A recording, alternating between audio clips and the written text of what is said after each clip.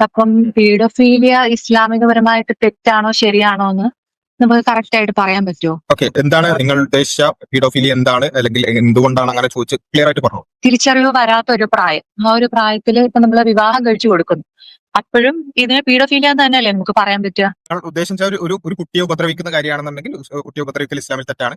ഇനി പ്രായപൂർത്തി എത്താത്ത ഒരു കുട്ടിയുമായി ലൈംഗിക ബന്ധത്തിൽ ഏർപ്പെടുന്ന വിഷയമാണെങ്കിൽ അത് ഇസ്ലാമിൽ തെറ്റാണ്. എന്താണ് നിങ്ങളുടെ പോയിന്റ് പറഞ്ഞോളൂ. പോയിന്റ് എന്ന് വെച്ചാല് ഇപ്പൊ നമ്മള് പറയുന്നു പീഡോഫീലിയ തെറ്റാണെന്ന്. പക്ഷേ ഈ പച്ചപ്പട്ടിൽ പൊതിഞ്ഞ് ആയിഷ ബീവിയെ സ്വപ്നം കാണിച്ചു കൊടുത്തപ്പോഴത്തേക്കും ആയിഷ ബീവിക്ക് അന്ന് 6 വയസ്സ് പ്രായമേ ഉള്ളൂ. ഉം. അപ്പൊ പടച്ചോന് തെറ്റാണെന്ന് തോന്നാത്തൊരു കാര്യമാണ് നമ്മളിപ്പോ തെറ്റാണെന്ന് പറഞ്ഞുകൊണ്ട്. ഓക്കെ, നിങ്ങൾ മനസ്സിലാക്കി പീഡോഫിലിയ എന്ന് വെച്ചാൽ എന്താ? പീഡോഫീലിയ എന്ന് പറയുമ്പോ ഇപ്പൊ കല്യാണം കഴിഞ്ഞിട്ടാണെങ്കിലും അല്ലെങ്കിലും അത് നമ്മൾ എന്തിനാണ് വിവാഹം കഴിക്കുന്നത്? അല്ല, നിങ്ങൾ പീഡോഫിലിയ എന്താന്ന് പറഞ്ഞോളൂ. പീഡോഫിലിയ എന്താന്ന് പറഞ്ഞോളൂ. പീഡോഫീലിയ എന്താണെന്ന് ഞാൻ പറഞ്ഞതാണ്. ഇപ്പൊ കണ്ടോണ്ടിരിക്കുന്നവർക്കോ നിങ്ങൾക്കോ എനിക്കോ സംശയമില്ലാത്തൊരു കാര്യമാണ്. ഒരു കുട്ടീനെ ഇപ്പൊ നമ്മൾ വിവാഹം കഴിച്ചു എന്നതിന്റെ പേരിൽ സെക്ഷൽ ആക്ടില് ഏർപ്പെടുകയാണെന്നുണ്ടെങ്കിൽ അത് പീഡോഫീലിയ ആവില്ലേ? അല്ല, ഓക്കെ ഓക്കെ, ശരി. അങ്ങനെയാണെങ്കിൽ അതായത് ചെറിയ കുട്ടിയാണെങ്കിൽ, അല്ലെങ്കിൽ പ്രായപൂർത്തി എത്താത്ത ഒരു കുട്ടിയുമായിട്ടുള്ള ലൈംഗിക ബന്ധം, അതാണ് പീഡോഫീലിയ, അല്ലെങ്കിൽ അത്തരത്തിലുള്ള അട്രാക്ഷൻസ് ആണ് പീഡോഫീലിയ. ഓക്കെ, അത് നമുക്ക് എല്ലാവർക്കും അറിയുന്ന ഒരു കാര്യം. ഓക്കെ, എങ്കിൽ അടുത്തൊരു ചോദ്യം, എപ്പോഴാണ് പ്രായപൂർത്തി എത്തുന്ന സമയം? അത് കൊള്ളാം. അപ്പൊ ഈ 6 വയസ്സെന്നുള്ളത് പ്രായപൂർത്തി ആയോ ഇല്ലയോ എന്നുള്ളതിന് ഒരു തീരുമാനം നമുക്ക് പറയാൻ പറ്റത്തില്ല അല്ലെ? ഓക്കെ, ഞാൻ അല്ല, ചോദിക്കുന്നതാണ്. 6 വയസ്സിലാണോ അവര് ലൈംഗികബന്ധത്തിൽ ഏർപ്പെട്ടത്? ആരുടെ കാര്യമാണ് ചോദിക്കുന്നേ? ആയിഷ പറഞ്ഞ വിഷയം. ആയിഷ ബീവിയുടെ കാര്യമാണോ ചോദിക്കുന്നേ? അതെ അതെ. എന്നാ 7 വയസ്സുള്ളപ്പോ റസൂലുള്ള നിക്കാഹ് ചെയ്തിട്ട് 2 കൊല്ലം ആയിഷക്ക് ഒരു പിരീഡ് കൊടുത്തത് എന്തിനാ?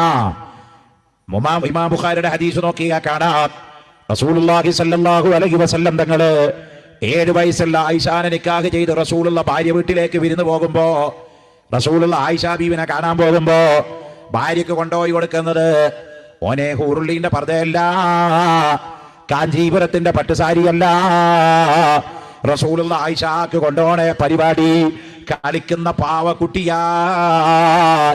ആയിഷ ബീവിനെ കാണാൻ റസൂലുള്ള ചെല്ലുമ്പോ കുട്ടികളുടെ ഇടയിൽ നിന്ന് പാവക്കുട്ടികളെ കൊണ്ട് കളിക്കുകയാണ് ആയിഷ. ബീവിയുടേത് നിക്കാഹ് 6 വയസ്സിൽ കഴിഞ്ഞിട്ട് പിന്നെ 9 വയസ്സിലാണ് അവർ ഒരുമിച്ച് ജീവിക്കാൻ തുടങ്ങിയത്. അപ്പൊ ലൈംഗികബന്ധത്തിൽ ഏർപ്പെടുന്നതാണല്ലോ പീഡോഫൈലിന്റെ ഡെഫിനേഷൻ നമ്മൾ കൊടുത്തത് അല്ലെ? അതെ അതെ. അപ്പൊ 6 വയസ്സിൽ അത് നടന്നിട്ടില്ല. 9 വയസ്സ്. അപ്പൊ പ്രശ്നം തീർന്നില്ലേ? എങ്ങനെ പ്രശ്നം തീരും? 9 അല്ല, നിങ്ങൾ വയസ്സിലൊക്കെ പറഞ്ഞത് നിങ്ങൾക്ക് പീഡോഫീലിയ അല്ലെന്നാണോ പറയുന്നത്? 9 ഓക്കെ, അപ്പൊ 6 വയസ്സിലുള്ള വയസ്സിലെ ലൈംഗിക ബന്ധം എന്ന് പറയുന്നത് വയസ്സിന്റെ പീഡോഫീലിയ അല്ല. പ്രോബ്ലം സോൾവ് ആയി. എന്നിട്ട് 6-ാം വയസ്സ് എന്ന് പറയുന്നവനൊക്കെ വാസ്തവത്തിൽ ഭൂമിയിൽ വെച്ച് കൂടാത്തതാണ്. എത്രമാത്രം വൃത്തികേടാണ് പറയുന്നത് ഒരു മഹാവ്യക്തിത്വത്തെ കുറിച്ച്. 6-ാം വയസ്സിൽ ശാരീരിക ബന്ധം പുലർത്തി എന്ന് പറയാം. 6-ാം വയസ്സിൽ പുലർത്തിയോ? ഏതെങ്കിലും ചരിത്രത്തിലുണ്ടോ? 10-ാം വയസ്സിലാണല്ലോ. 6-ാം വയസ്സിലാണോ? 10-ാം വയസ്സിലാണല്ലോ. 6-ാം വയസ്സ് എന്ന് പറയുന്നവനൊക്കെ ഭൂമിയിൽ വെച്ചുകൂടാൻ പാടില്ലാത്തവനാണ് എന്നാണ് അലിയാർ കാസിമി പറഞ്ഞത്. ഞാൻ ഈ ജാതി സാധനങ്ങൾ എടുക്കാത്തതാണ്. പക്ഷേ ഞാൻ നിങ്ങളോട് ഏതാനും ദിവസങ്ങൾക്ക് മുമ്പ് പറഞ്ഞിരുന്നത് ഇതെന്നെ കൊണ്ട് പറയിപ്പിക്കുന്നതാണ്. ഇതെന്നെ കൊണ്ട് പറയിപ്പിക്കുക എന്ന് പറയുമ്പോൾ ഞാൻ കിതാബിൽ പരതി എന്തെങ്കിലുമൊക്കെ എടുത്തുകൊണ്ട് വന്ന് എന്തെങ്കിലും പറയുക എന്നതല്ല. ഈ 21-ാം നൂറ്റാണ്ടിലും ഈ 2025-ലും ആയിഷ കല്യാണം പറഞ്ഞ് മതത്തെ വിമർശിക്കുന്നേ, പ്രവാചകനെ അവഹേളിക്കുന്നേ, പ്രവാചകനെ നിന്ദിക്കുന്നേ എന്ന് നിലവിളിക്കുന്ന ഇതേ വിഭാഗം ആളുകളുടെ മുമ്പിൽ ഒരു ലജ്ജയും ഉളുപ്പുമില്ലാതെ ശൈശവ വിവാഹത്തെയും ബാലവിവാഹത്തെയും ന്യായീകരിക്കുകയും ആ വിമർശനം, ആ ന്യായീകരണം കേട്ട് സഹിക്കായിട്ടാണ് പലപ്പോഴും നമ്മൾ ഇതിനൊക്കെ എതിരെ പ്രതികരിക്കുന്നത്.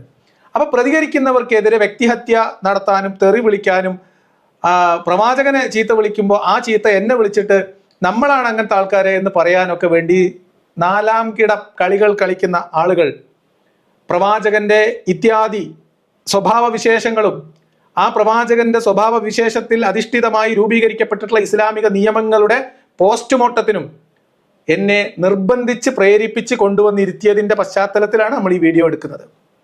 ഇതേതാനും ദിവസങ്ങൾക്ക് മുൻപ് അൺമാസ്കിംഗ് അനോമലീസ് എന്ന് പറയുന്ന ചാനലിൽ നടന്ന ഒരു ചർച്ചയുടെ ഒരു ഭാഗം അവർ തന്നെ ഏകദേശം 25 മിനിറ്റോളമുള്ള ഒരു വീഡിയോ ഭാഗമായിട്ട് അപ്ലോഡ് ചെയ്തതാണ്.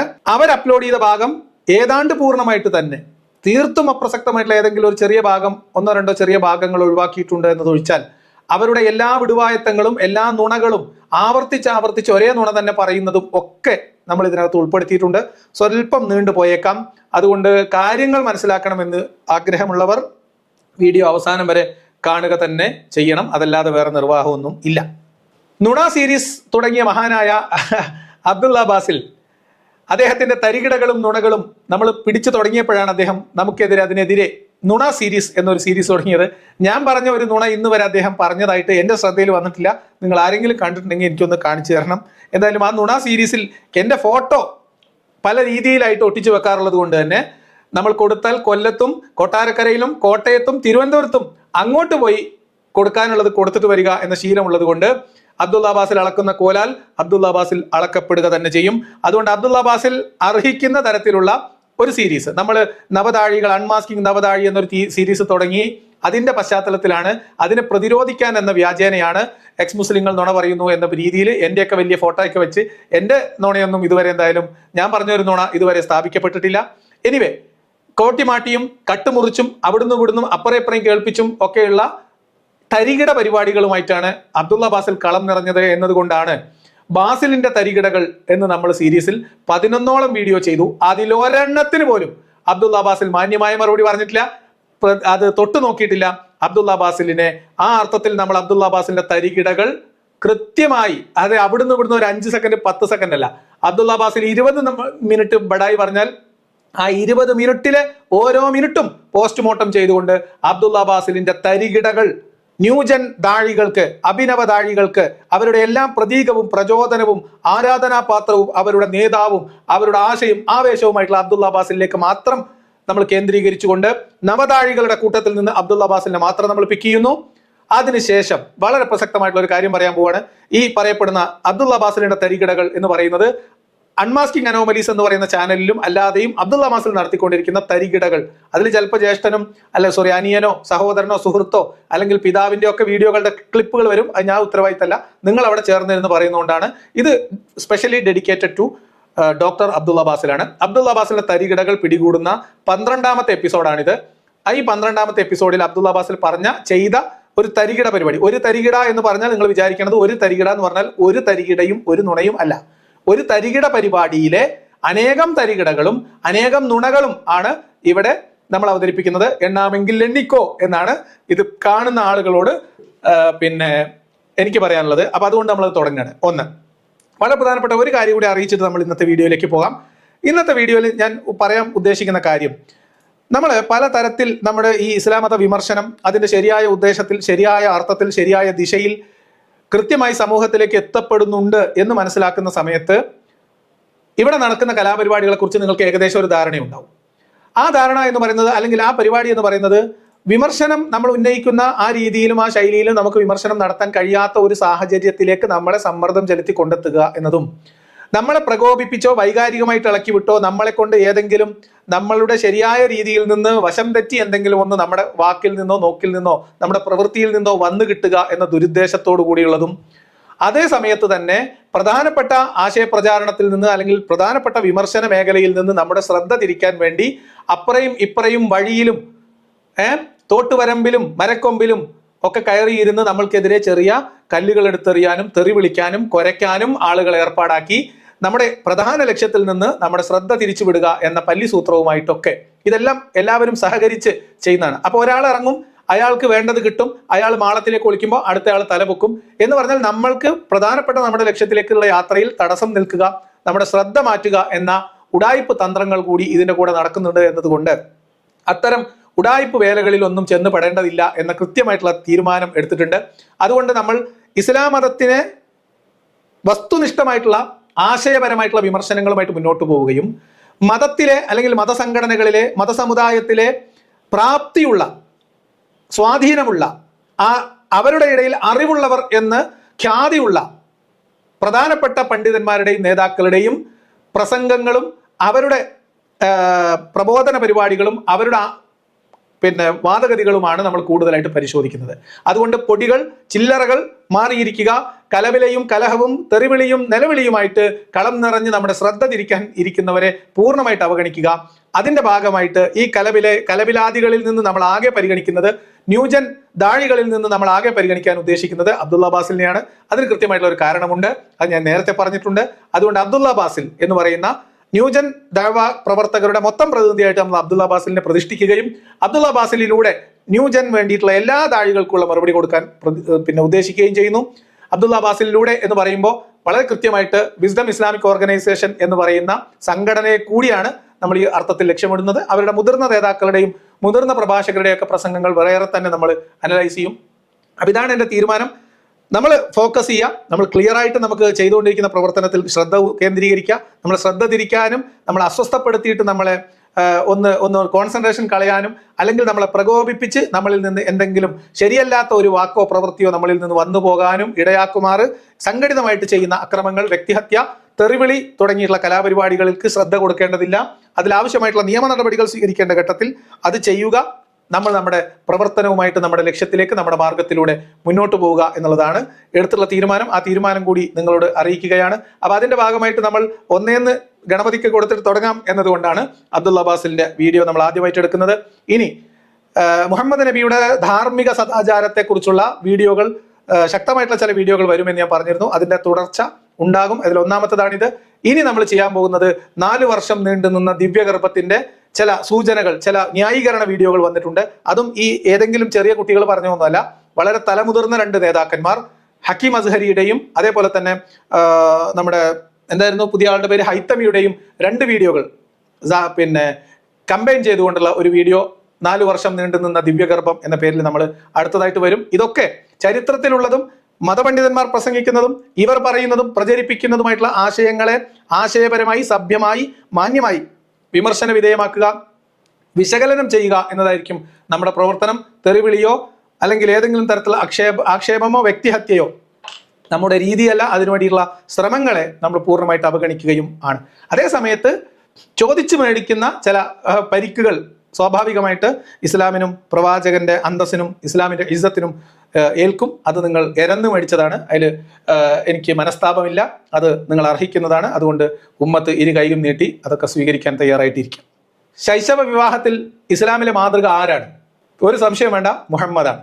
പിഞ്ചു കുഞ്ഞുങ്ങളെ 3, 4, 5 വയസ്സുള്ള പെൺകുട്ടികളെ വിവാഹം കഴിക്കാൻ 50, 60, 70 വയസ്സുള്ള മുതുകിളവന്മാർക്ക് വിവാഹം ചെയ്തു കൊടുക്കാൻ ഉളുപ്പില്ലാത്ത തന്തമാർ. നിങ്ങളുടെ മകളെ ഇങ്ങനെ കല്യാണം കഴിപ്പിച്ചു കൊടുക്കുമോ എന്ന് ചോദിക്കുമോ? തീർച്ചയായിട്ടും കല്യാണം കഴിപ്പിച്ചു കൊടുക്കും എന്ന് പറഞ്ഞ മൗലിയന്മാർ, ഇവരുടെയൊക്കെ ഹേതു കാരണഭൂതർ എന്ന് പറയുന്നത് മുഹമ്മദാണ്. മുഹമ്മദിന്റെ ആയിഷ കല്യാണമാണ്. ഞാൻ ഒരു കാര്യം കൂടി പറയാം.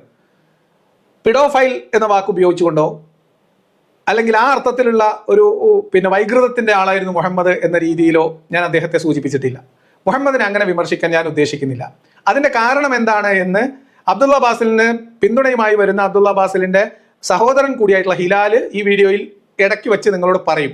ഞാൻ ആ വാദത്തെ പൂർണ്ണമായിട്ട് അംഗീകരിക്കുന്ന ആളാണ്. മുഹമ്മദ് ഒരു പിഡോഫൈലാണ് എന്നൊരു ആക്ഷേപം എനിക്കില്ല. ഞാൻ അങ്ങനെ ആക്ഷേപം ഉന്നയിച്ചിട്ടില്ല, അങ്ങനെ ഉന്നയിക്കാൻ ഉദ്ദേശിക്കുന്നുമില്ല. അതിന്റെ കാരണം എന്താണ് എന്ന് ഞാൻ കുറച്ച് കഴിയുമ്പോൾ അബ്ദുള്ള ബാസിലിന്റെ സഹോദരന്റെ കൂടെ വാക്കിലൂടെ അദ്ദേഹത്തോട് ആ അഭിപ്രായത്തോട് ചേർന്ന് നിന്നുകൊണ്ട് ഞാൻ ആ കാര്യം പറയും. അതുകൊണ്ട് അതേ സമയത്ത് ബാലവിവാഹം, ശൈശവ വിവാഹം എന്നിത്യാദി സ്ത്രീവിരുദ്ധമായ, ബാലവിരുദ്ധമായ, മനുഷ്യത്വ വിരുദ്ധമായിട്ടുള്ള പ്രവണതകൾ, ആ പ്രവണതകളിൽ തെറ്റില്ല, അത് ശരികേടില്ല എന്ന് ചിന്ത ജനിപ്പിക്കുമാറ് ഇസ്ലാമിക സമൂഹത്തിനകത്ത് മുസ്ലിം പെൺകുട്ടികൾ അനുഭവിക്കുന്ന പീഡനങ്ങൾക്ക്, ക്രൂരതകൾക്ക് കാരണമാകുന്ന സംഭവം എന്താണെന്ന് ചോദിച്ചാൽ അത് ആയിഷ മുഹമ്മദ് വിവാഹമാണ്. തെളിവുകളുടെ അടിസ്ഥാനത്തിൽ മാത്രം നമ്മൾ സംസാരിക്കുള്ളൂ. തെളിവുകൾ ഞാൻ നിങ്ങൾക്ക് ഇന്ന് പറഞ്ഞു തരാം. ആവശ്യമായിട്ട് വരികയാണെങ്കിൽ അപ്പോൾ നമുക്കത് പ്രദർശിപ്പിക്കുകയും ചെയ്യാം. അപ്പൊ നമ്മൾ ആയിഷ കല്യാണത്തിലേക്ക് പോകണം. അപ്പൊ ഇവിടെ സംഭവം ഇതാണ്. ഇവരുടെ ഒരു ആഴ്ചയിലൊക്കെ ഉള്ളതെന്ന് എനിക്കറിയത്തില്ല. അവരൊരു പബ്ലിക്കിനോട് സംസാരിക്കുന്ന ഒരു പരിപാടിയിൽ, സ്ട്രീം യാർഡിൽ തന്നെയുള്ള ഒരു ചർച്ചയിൽ ഒരു വനിത, ഒരു ഫീമെയിൽ ക്യാരക്ടർ അവരോട് ചെന്നിട്ട് ചില ചോദ്യങ്ങൾ ചോദിക്കണം. ആ ചോദ്യങ്ങളും അതിൻ്റെ ഉത്തരങ്ങളും അതിലവർ നടത്തുന്ന തരികിടകളും ഉരുളലും അതുവഴി നമ്മൾ യാത്രയിലേക്ക് മുന്നോട്ട് പോകണം. ഈ ചോദ്യം ചോദിക്കുന്ന വ്യക്തിയായിട്ടോ ആ ചോദ്യം ചോദിക്കുന്ന വ്യക്തി ആരാണെന്നോ ഒന്നും എനിക്കറിയത്തില്ല. ആ ചോദ്യം ചോദിക്കുന്ന വ്യക്തി ഉന്നയിക്കുന്ന എല്ലാ ഭാഷാ ശൈലികളോട് എനിക്ക് യോജിപ്പില്ല. പക്ഷെ വളരെ മാന്യമായിട്ട് തന്നെയാണ് അവർ കാര്യങ്ങൾ ചോദിക്കുന്നത്, വളരെ സഭ്യമായിട്ടാണ് ചോദിക്കുന്നത്. അതേസമയത്ത് അവർക്കത് ഈ ചോദ്യകർത്താവ് ഉദ്ദേശിക്കുന്നതിനേക്കാൾ ആഴത്തിൽ അവർക്ക് മുറിവേൽപ്പിക്കുന്നുണ്ട്, പോറലേൽപ്പിക്കുന്നുണ്ട് എന്ന് മനസ്സിലാക്കാം. അതിനോടുള്ള മറുപടിയും അതിന്റെ പ്രതികരണവും നിങ്ങൾ പലരും കണ്ടിട്ടുണ്ടാവും. ആയിഷ കല്യാണം, അതിൽ ചോദ്യകർത്താവ് കുടുങ്ങി എന്ന രീതിയിലാണ് അവര് ഒരു ഒരു എന്താ പറയാ ഒരു തമ്പനയിലൊക്കെ അതിന് കൊടുത്തിരുന്നത്. എന്തായാലും നമ്മൾ ആ വീഡിയോയിലേക്ക് പോവാണ്. പീഡോഫീലിയ ഇസ്ലാമികപരമായിട്ട് തെറ്റാണോ ശരിയാണോ എന്ന് നമുക്ക് കറക്റ്റ് ആയിട്ട് പറയാൻ പറ്റുമോ? ഓക്കെ, എന്താണ് നിങ്ങൾ ഉദ്ദേശിച്ച പീഡോഫിലിയ എന്താണ്, അല്ലെങ്കിൽ എന്തുകൊണ്ടാണ് അങ്ങനെ ചോദിച്ച് ക്ലിയർ ആയിട്ട് പറഞ്ഞു. അപ്പൊ ചോദ്യം ചോദിച്ചു തുടങ്ങിയപ്പോൾ തന്നെ ബാസിലിന് സംഗതി പന്തിയല്ല എന്ന് മനസ്സിലായി. അതുകൊണ്ട് നിങ്ങൾ അങ്ങനെ ഒളിച്ചും പാത്തൊന്ന് പറയണം, നിങ്ങൾ ശരിക്കും പറഞ്ഞോളിയുന്ന ഈ ബാസിൽ. തിരിച്ചറിവ് വരാത്ത ഒരു പ്രായം, ആ ഒരു പ്രായത്തിൽ ഇപ്പൊ നമ്മൾ വിവാഹം കഴിച്ചു കൊടുക്കുന്നു, അപ്പോഴും ഇതിന് പീഡോഫീലിയ എന്ന് തന്നെയല്ലേ നമുക്ക് പറയാൻ പറ്റുക? ഓക്കെ, നിങ്ങൾ ഉദ്ദേശിച്ച ഒരു കുട്ടിയെ ഉപദ്രവിക്കുന്ന കാര്യമാണെന്നുണ്ടെങ്കിൽ കുട്ടിയെ ഉപദ്രവിക്കൽ ഇസ്ലാമിൽ തെറ്റാണ്. ഇനി പ്രായപൂർത്തി എത്താത്ത ഒരു കുട്ടിയുമായി ലൈംഗിക ബന്ധത്തിൽ ഏർപ്പെടുന്ന വിഷയമാണെങ്കിൽ അത് ഇസ്ലാമിൽ തെറ്റാണ്. എന്താണ് നിങ്ങളുടെ പോയിന്റ് പറഞ്ഞോളൂ. ഈ പറഞ്ഞത് നുണയാണ്. പ്രായപൂർത്തി എത്താത്ത ആളുമായിട്ട് ലൈംഗിക ബന്ധം തെറ്റാണ് എന്ന് ഖുർആനിലില്ല, ഇസ്ലാമിലില്ല. അതിന്റെ തെളിവ് ഞാൻ അവസാനം തരാം. ഈ ഉരുണ്ട് മറിച്ചിലും തെളിമറിക്കലൊക്കെ കഴിയട്ടെ, അവസാനം വരെ കാത്തിരിക്കാം. പോയിന്റ് എന്ന് വെച്ചാല് ഇപ്പൊ നമ്മള് പറയുന്നു പീഡോഫീലിയ തെറ്റാണെന്ന്, പക്ഷേ ഈ പച്ചപ്പട്ടിൽ പൊതിഞ്ഞ് ആയിഷ ബീവിയെ സ്വപ്നം കാണിച്ചു കൊടുത്തപ്പോഴത്തേക്കും ആയിഷ ബീവിക്ക് അന്ന് 6 വയസ്സ് പ്രായമേ ഉള്ളൂ. അപ്പൊ പടച്ചോന് തെറ്റാണെന്ന് തോന്നാത്തൊരു കാര്യമാണ് നമ്മളിപ്പോ തെറ്റാണെന്ന് പറഞ്ഞുകൊണ്ട്. ഇത് പല ചരിത്ര ഗ്രന്ഥങ്ങളിലും രേഖപ്പെടുത്തി വെക്കപ്പെട്ടിട്ടുള്ള ഒരു കാര്യമാണ്. മുഹമ്മദ് നബിയെ അള്ളാഹു പട്ടിൽ പൊതിഞ്ഞ ആയിഷയെ കാണിച്ചു എന്നും തൽഫലമായി ആയിഷയെ കല്യാണം കഴിക്കാൻ വേണ്ടി മുഹമ്മദ് അബൂബക്കറിനോട് താല്പര്യം പ്രകടിപ്പിച്ചു എന്നും അബൂബക്കർ അപ്പോൾ നമ്മൾ സഹോദരന്മാരല്ലേ എന്ന് ചോദിച്ചപ്പോൾ മതത്തിൽ നമ്മൾ സഹോദരന്മാരാണ്, പക്ഷെ കല്യാണത്തിൽ കുഴപ്പമൊന്നുമില്ല എന്ന് മുഹമ്മദ് നബി പറഞ്ഞു എന്നും ഒന്നിലധികം തവണ 2 or 3 തവണ പിഞ്ചു ബാലികയെ പട്ടിൽ പൊതിഞ്ഞ്, പച്ചയാണോ ചോപ്പാണോ എനിക്കറിയില്ല, അതൊക്കെ ചോദ്യകർത്താവിൻ്റെ വാദമാണ്. എന്തായാലും പട്ടിൽ പൊതിഞ്ഞ് മുഹമ്മദ് നബിയുടെ മുന്നിൽ സ്വപ്നത്തിൽ കാണിച്ചു എന്ന് ഒരു പിഞ്ചു ബാലികയെ, 5 വയസ്സ് 6 വയസ്സ് എന്ന് പറഞ്ഞാൽ എത്ര പ്രായം നിങ്ങൾ ആലോചിച്ച് നോക്കാം. ഞാൻ പറയണു, ഞാൻ ഈ ജാതി ഐറ്റം എടുക്കാത്തതാണ്, ഇതെന്നെ കൊണ്ട് നിർബന്ധിപ്പിച്ചെടുത്തതാണ്, ഇത് വേറെ ഒരു ഓപ്ഷനും ഇല്ലാത്തത് കൊണ്ട് എടുത്തതാണ്. കാരണം അത്രമേൽ നിങ്ങൾ കൂട്ടിയതിനൊക്കെ നമ്മൾ ഇലാഹ ഹളറത്തി റൂഹി നബിയിന വശഫീന മുഹമ്മദിൻ സല്ലല്ലാഹു അലൈഹി വസല്ലം വേറെ ഓപ്ഷൻ എൻ്റെ മുമ്പിൽ ഇല്ലാത്തത് കൊണ്ടാണ്. അതുകൊണ്ട് മാന്യത, അന്തസ് എന്ന് പറയുന്ന നിലവാരം, അതൊരു അധിക ചെലവല്ല, അല്ലെങ്കിൽ ആ ഒരു എന്താ പറയുക ആഡംബരം ഒന്നും ആവില്ല. അത് മാന്യമായിട്ട് ചിലതൊക്കെ കുറച്ചാവാം എന്നാണ് നിങ്ങളോട് പറയാനുള്ളത്. അതില്ലെങ്കിൽ അത് കൃത്യമായിട്ട് റൗദ ഷരീഫിലെത്തും, ഒരു സംശയം അക്കാര്യത്തിൽ വേണ്ട. ഇത് മുഹമ്മദ് നബിയെ സ്നേഹിക്കുന്ന മനുഷ്യരോട് പറയാനുള്ളത്, നിങ്ങൾ സ്നേഹിക്കുന്ന പ്രവാചകനെ കുറിച്ച് നിങ്ങളുടെ പ്രവാചകന്റെ അനുയായികളെ നൂറ്റം കൊള്ളുന്നവർ നടത്തുന്ന ന്യായീകരണമാണ്. നിങ്ങളുടെ മനുഷ്യത്വത്തെ പോലും ലജ്ജിപ്പിക്കുന്ന തരത്തിൽ, നിങ്ങൾ മനുഷ്യൻ എന്ന തരത്തിൽ ഈ നൂറ്റാണ്ടിൽ ജീവിക്കുന്ന ഒരു മനുഷ്യന്റെ സാമാന്യ ബോധത്തെ, മര്യാദയെ, എല്ലാത്തിനെയും നാണിപ്പിക്കുന്ന തരത്തിൽ വിമർശകരെ കൈകാര്യം ചെയ്യാൻ വേണ്ടി 6ാം നൂറ്റാണ്ടിലെ മനുഷ്യരെ പോലും ലജ്ജിപ്പിക്കുന്ന തരം വൃത്തികെട്ട കളികളുമായിട്ട് ഇറങ്ങുന്ന നിങ്ങളുടെ സഹോദരന്മാർ, മതത്തിലെ നിങ്ങളുടെ സഹോദരന്മാർ നമ്മളിൽ നിന്ന് പ്രത്യേകം അപേക്ഷ സമർപ്പിച്ച് വാങ്ങുന്ന ഇത്തരം വീഡിയോകളിൽ നിങ്ങൾ മനസ്സ് വേദനിപ്പിക്കരുത്. നിങ്ങൾ ഞാൻ പറയുന്നത് ഫാക്റ്റാണോ, അവർ പറയുന്ന നുണകളാണോ ശരി, അതോ ഞാൻ പറയുന്നതാണോ ശരി എന്നൊക്കെ നിങ്ങൾ സ്വന്തം വിലയിരുത്താനും ഈ കാര്യങ്ങൾ മനസ്സിലാക്കാനുള്ള ഒരു അവസരമായിട്ട് ഇത്തരം പരിപാടികളെ ഉപയോഗപ്പെടുത്തണം. ശരിക്കും നിഷ്കളങ്കരായിട്ടുള്ള, സ്വാത്വികരായിട്ടുള്ള, പാവങ്ങളായിട്ടുള്ള, അവനവന്റെ ആരാധനയും വിശ്വാസവും ഇബാദത്തും കൊണ്ട് മാത്രം ജീവിച്ചു പോകുന്ന വളരെ നിഷ്കളങ്കരായിട്ടുള്ള വിശ്വാസികളോട് പറയാനുള്ളത്, അത്തരം ആളുകൾ ആരെങ്കിലും ഇത് കേൾക്കുന്നുണ്ടെങ്കിൽ നിങ്ങൾക്ക് ദയവ് ചെയ്തിട്ട് വേണമെങ്കിൽ ഇത് സ്കിപ്പ് ചെയ്ത് പോകാം. കാരണം ഇവിടെ നിങ്ങളുടെ മനസ്സ് വേദനിപ്പിക്കുന്ന പലതും നിങ്ങൾ കേട്ടു എന്ന് വരാം, ഉറപ്പല്ല കേട്ടു എന്ന് വരാം. കാരണം ചില ഫാക്ട് പറയുമ്പോൾ നിങ്ങൾക്ക് മനസ്സ് വേദനിക്കും, നിങ്ങൾക്ക് ചിലപ്പോൾ മുറിപ്പെടാം, വികാരം വ്രണപ്പെടാം. അത്തരം പ്രശ്നമുണ്ടാകുന്നവർ സമനില തെറ്റുമെന്നോ അല്ലെങ്കിൽ നിങ്ങളുടെ പ്രശ്നം വഷളാവുന്നൊക്കെ തോന്നുന്ന ആൾക്കാരുണ്ടെങ്കിൽ ദയവ് ചെയ്തിട്ട് സ്കിപ്പ് ചെയ്തിട്ട് പോകാം, നിങ്ങൾക്ക് മാറിപ്പോകാം. പക്ഷെ വസ്തുതകളായിട്ട് ഇവിടെ അവതരിപ്പിക്കുക എന്നതിൽ വേറെ വിട്ടുവീഴ്ചയൊന്നും ഇല്ല. എന്തായാലും നമുക്ക് കേൾക്കാം. നിങ്ങൾ മനസ്സിലാക്കി പീഡോഫീലിയ എന്ന് വെച്ചാൽ എന്താ? പീഡോഫീലിയ എന്ന് പറയുമ്പോൾ ഇപ്പൊ കല്യാണം കഴിഞ്ഞിട്ടാണെങ്കിലും അല്ലെങ്കിൽ അത് നമ്മൾ എന്തിനാണ് വിവാഹം കഴിക്കുന്നത്? അല്ല, നിങ്ങൾ പീഡോഫീലിയ എന്താന്ന് പറഞ്ഞോളൂ. പീഡോഫീലിയ എന്താന്ന് പറഞ്ഞോളൂ. പീഡോഫീലിയ എന്താണെന്ന് ഞാൻ പറഞ്ഞാണ്. ഇപ്പൊ കണ്ടോണ്ടിരിക്കുന്നവർക്കോ നിങ്ങൾക്കോ എനിക്കോ സംശയമില്ലാത്തൊരു കാര്യമാണ്, ഒരു കുട്ടീനെ ഇപ്പൊ നമ്മൾ വിവാഹം കഴിച്ചു എന്നതിന്റെ പേരിൽ സെക്ഷൽ ആക്ടില് ഏർപ്പെടുകയാണെന്നുണ്ടെങ്കിൽ അത് പീഡോഫീലിയ ആവില്ലേ? അല്ല, ഓക്കെ ഓക്കെ ശരി. അങ്ങനെയാണെങ്കിൽ അതായത് ചെറിയ കുട്ടിയാണെങ്കിൽ അല്ലെങ്കിൽ പ്രായപൂർത്തി എത്താത്ത ഒരു കുട്ടിയുമായിട്ടുള്ള ലൈംഗിക ബന്ധം അതാണ് പീഡോഫീലിയ അല്ലെങ്കിൽ അത്തരത്തിലുള്ള അട്രാക്ഷൻസ് ആണ് പീഡോഫീലിയ. ഓക്കെ, അത് നമുക്ക് എല്ലാവർക്കും അറിയുന്ന ഒരു കാര്യം. ഓക്കെ, എങ്കിൽ അടുത്തൊരു ചോദ്യം, എപ്പോഴാണ് പ്രായപൂർത്തി എത്തുന്ന സമയം? അതായത് ഇത് ഞങ്ങളെ നബീനെ കുറിച്ചാണെന്ന് പുള്ളിക്ക് തോന്നുകയാണ്. മുഹമ്മദ് നബീനെ കുറിച്ചാണെന്ന് പറയുന്നു, ആയിഷയുടെ കല്യാണത്തിലേക്ക് കണക്ട് ചെയ്യുന്നു. അപ്പൊ എന്താണ് പീഡോഫീലിയ എന്ന് ചോദിക്കുന്നു. ശരി, എന്താണ് പ്രായപൂർത്തി, എന്താണ് പ്രായപൂർത്തി എത്തുന്ന പ്രായം എന്താണ് എന്ന എന്താ പറയാ പരിതാപകരമായിട്ടുള്ള മറുചോദ്യങ്ങളിലൂടെ അബ്ദുള്ള ബാസിൽ ഞങ്ങളവിടെ പറയും. ഒരാൾ പറഞ്ഞേ തൂറി വരകി എന്ന് പറഞ്ഞു. അപ്പോൾ എന്താണ് ഇങ്ങനെ സംസ്കാരമില്ലാതെ സംസാരിക്കുന്നതെന്ന് ചോദിച്ചു മറ്റാൾ. അപ്പോൾ അയാൾ പറഞ്ഞു, oh sorry sorry sorry, Abdullah Basil ഇവിടെ തൂറുകയും വരകുകയും ചെയ്തുകൊണ്ടിരിക്കുകയാണ്. എന്താ പറയേണ്ടത്, എന്താണ് ചോദ്യം എന്ന് കൃത്യമായിട്ട് ഒരു ധാരണ കിട്ടുന്നില്ല. ചോദ്യം എന്താണെന്ന് മനസ്സിലായിട്ടുണ്ട്, പക്ഷേ എന്താ പറയാ ഉത്തരത്തിലൊക്കെ പോകാൻ പറ്റുന്നില്ല. അതാണ് പ്രശ്നം. അപ്പൊ എന്തായാലും അബ്ദുള്ള ബാസിലിന്റെ ഉരുളലിന്റെ അവസാനം നമുക്ക് ഇതിനൊക്കെ ഉത്തരം തേടാം. അത് കൊള്ളാം. അപ്പൊ ഈ 6 വയസ്സെന്നുള്ളത് പ്രായപൂർത്തി ആയോ ഇല്ലയോ എന്നുള്ളതിന് ഒരു തീരുമാനം നമുക്ക് പറയാൻ പറ്റത്തില്ല അല്ലെ? ഓക്കെ, ഞാൻ അല്ല ചോദിച്ചതാണ് 6 വയസ്സിലാണോ അവര് ലൈംഗികബന്ധത്തിൽ ഏർപ്പെട്ടത്? ആരുടെ കാര്യം ചോദിക്കുന്നേ? ആയിഷ റളിയല്ലാഹു വിഷയം. ആയിഷ 6 ബീവിയുടെ വയസ്സിലാണോ? കാര്യമാണോ ചോദിക്കുന്നേ? 9 വയസ്സിലല്ലേ? ആയിഷ ബീവിയുടേത് നിക്കാഹ് 6 വയസ്സിൽ കഴിഞ്ഞിട്ട് പിന്നെ 9 വയസ്സിലാണ് അവർ ഒരുമിച്ച് ജീവിക്കാൻ തുടങ്ങിയത്. അതെ അപ്പൊ ലൈംഗികബന്ധത്തിൽ ഏർപ്പെടുന്നതാണല്ലോ പീഡോഫൈലിന്റെ ഡെഫിനേഷൻ നമ്മൾ കൊടുത്തത് അല്ലെ? അതെ അതെ. അപ്പൊ 6 വയസ്സിൽ അത് നടന്നിട്ടില്ല. ആ 9 വയസ്സ്. അപ്പൊ പ്രശ്നം തീർന്നില്ലേ? എങ്ങനെ പ്രശ്നം തീരും? 9 അല്ല, നിങ്ങൾ വയസ്സിലൊക്കെ പറഞ്ഞത് നിങ്ങൾക്ക് പീഡോഫീലിയ അല്ലെന്നാണോ പറയുന്നത്? 9 ഓക്കെ, അപ്പൊ 6 വയസ്സിലുള്ള ലൈംഗിക ബന്ധം എന്ന് വയസ്സിന്റെ പറയുന്നത് 6 പീഡോഫീലിയ അല്ല. പ്രോബ്ലം സോൾവ് ആയി. അല്ല 6 വയസ്സിന്റെ പ്രോബ്ലം സോൾവ് ആയോ? 6 വയസ്സിൽ രക്ഷപ്പെട്ടില്ലേ? 6 വയസ്സിൽ ബന്ധപ്പെട്ടിട്ടില്ലല്ലോ. ബന്ധപ്പെടലാണ് പീഡോഫീലിയ എന്ന് ഈ ചങ്ങായിനോട് ആരാ പറഞ്ഞു? ലൈംഗിക ബന്ധത്തിൽ ഏർപ്പെടലാണ് പീഡോഫീലിയ എന്ന് ഞാൻ ആരോടാ പറഞ്ഞു? ഈ തരം മനോവൈകൃതം, ഈ തരം ചിന്ത പേറുന്നതാണ്. അത്തരം എന്താ പറയാ വികൃത ചിന്തകൾ ഉടലെടുക്കുന്ന ഒരു മാനസികാവസ്ഥയാണ്. അത് എല്ലായ്പ്പോഴും ഒരു ആക്ടിൽ എത്തിക്കൊള്ളണം എന്ന് നിർബന്ധമില്ല. അതേ സമയത്ത് അത്തരം ഒരു അട്രാക്ഷൻ തോന്നുക എന്ന് പറയുന്നത് ആ ഒരു മനസ്സിന്റെ അവസ്ഥയാണ്, ആ ഒരു മനുഷ്യന്റെ നിലവാരമാണ്. അവൻ എന്തായാലും 6 വയസ്സിൽ കല്യാണം കഴിച്ചു. കല്യാണം കഴിച്ചുകൊണ്ട് പിഡോഫൈൽ ആവില്ല. അതുകൊണ്ട് ശാരീരിക ബന്ധത്തിൽ ഏർപ്പെട്ടിട്ടില്ലല്ലോ, അത് 9 വയസ്സല്ലേ, തൽക്കാലം ഞങ്ങളെ നബി രക്ഷപ്പെട്ടു എന്നാണ് ഇദ്ദേഹത്തിന്റെ. ഇങ്ങനെ നോക്കൂ, നമ്മളിവിടെ മുഹമ്മദ് നബിയെ പിഡോഫൈൽ എന്ന് വിളിക്കാനല്ല ഇരിക്കുന്നത്. പക്ഷെ അവർക്ക് അവരുടെ നബി പിഡോഫൈൽ ആണ് എന്ന ആളുകൾ തെറ്റിദ്ധരിക്കുന്നു എന്നോ അല്ലെങ്കിൽ മനസ്സിലാക്കുന്നു എന്നോ ഉള്ള ഒരു ജാള്യത മറക്കാൻ വേണ്ടി എന്താണ് പിഡോഫീലിയ, എന്താണ് പ്രായപൂർത്തിയുടെ പ്രായം? അപ്പൊ 6 വയസ്സല്ലല്ലോ, 9 വയസ്സല്ലേ. അപ്പൊ 9 വയസ്സാണെങ്കിലോ, 9 വയസ്സാണെങ്കിൽ 9 വയസ്സിൽ ശാരീരിക ബന്ധത്തിൽ ഏർപ്പെടാനുള്ള മാനസികാവസ്ഥ, അല്ലെങ്കിൽ 9 വയസ്സ് 10 വയസ്സോ 11 വയസ്സുള്ള കുട്ടികളോട് പിന്നെ ഇത്തരം ആസക്തി തോന്നുന്ന അവസ്ഥ, ഇതൊക്കെ പിഡോഫൈൽ തന്നെയല്ലേ? 6 വയസ്സും 9 വയസ്സും തമ്മിൽ എന്താണ് വ്യത്യാസം? ആരാണ് ഈ കൂടെ ഇരിക്കുന്ന ആള്? എനിക്കറിയില്ല, പേര് നമ്മൾ പരാമർശിക്കുന്നില്ല. കാരണം എന്താ വെച്ചാൽ നമ്മുടെ ഫോക്കസ് ബാസിലാണ്. കാരണം ഇതൊക്കെ ബാസിലിന്റെ കുട്ടി പട്ടാളങ്ങളാണ്. അതിൽ ചിലപ്പോൾ തലമുതിർന്ന ചില പട്ടാളക്കാർ വരും. പക്ഷെ ഇതിന്റെയൊക്കെ നെടുന്തൂൺ അല്ലെങ്കിൽ നെടുനായകത്വം, അൺമാസ്കിംഗ് അനോമലീസ് എന്ന പേരിൽ ആ ചാനൽ തുടങ്ങിയിട്ടുള്ള ആളുകളുടെ ഒരു നെടുനായകത്വം ബാസിലാണ്. ബാസിലിന്റെ കച്ചവടമാണിത്. അപ്പൊ അതുകൊണ്ട് ഇതൊക്കെ ബാസിലിന്റെ പിന്നെ ഉത്തരവാദിത്തമാണ്.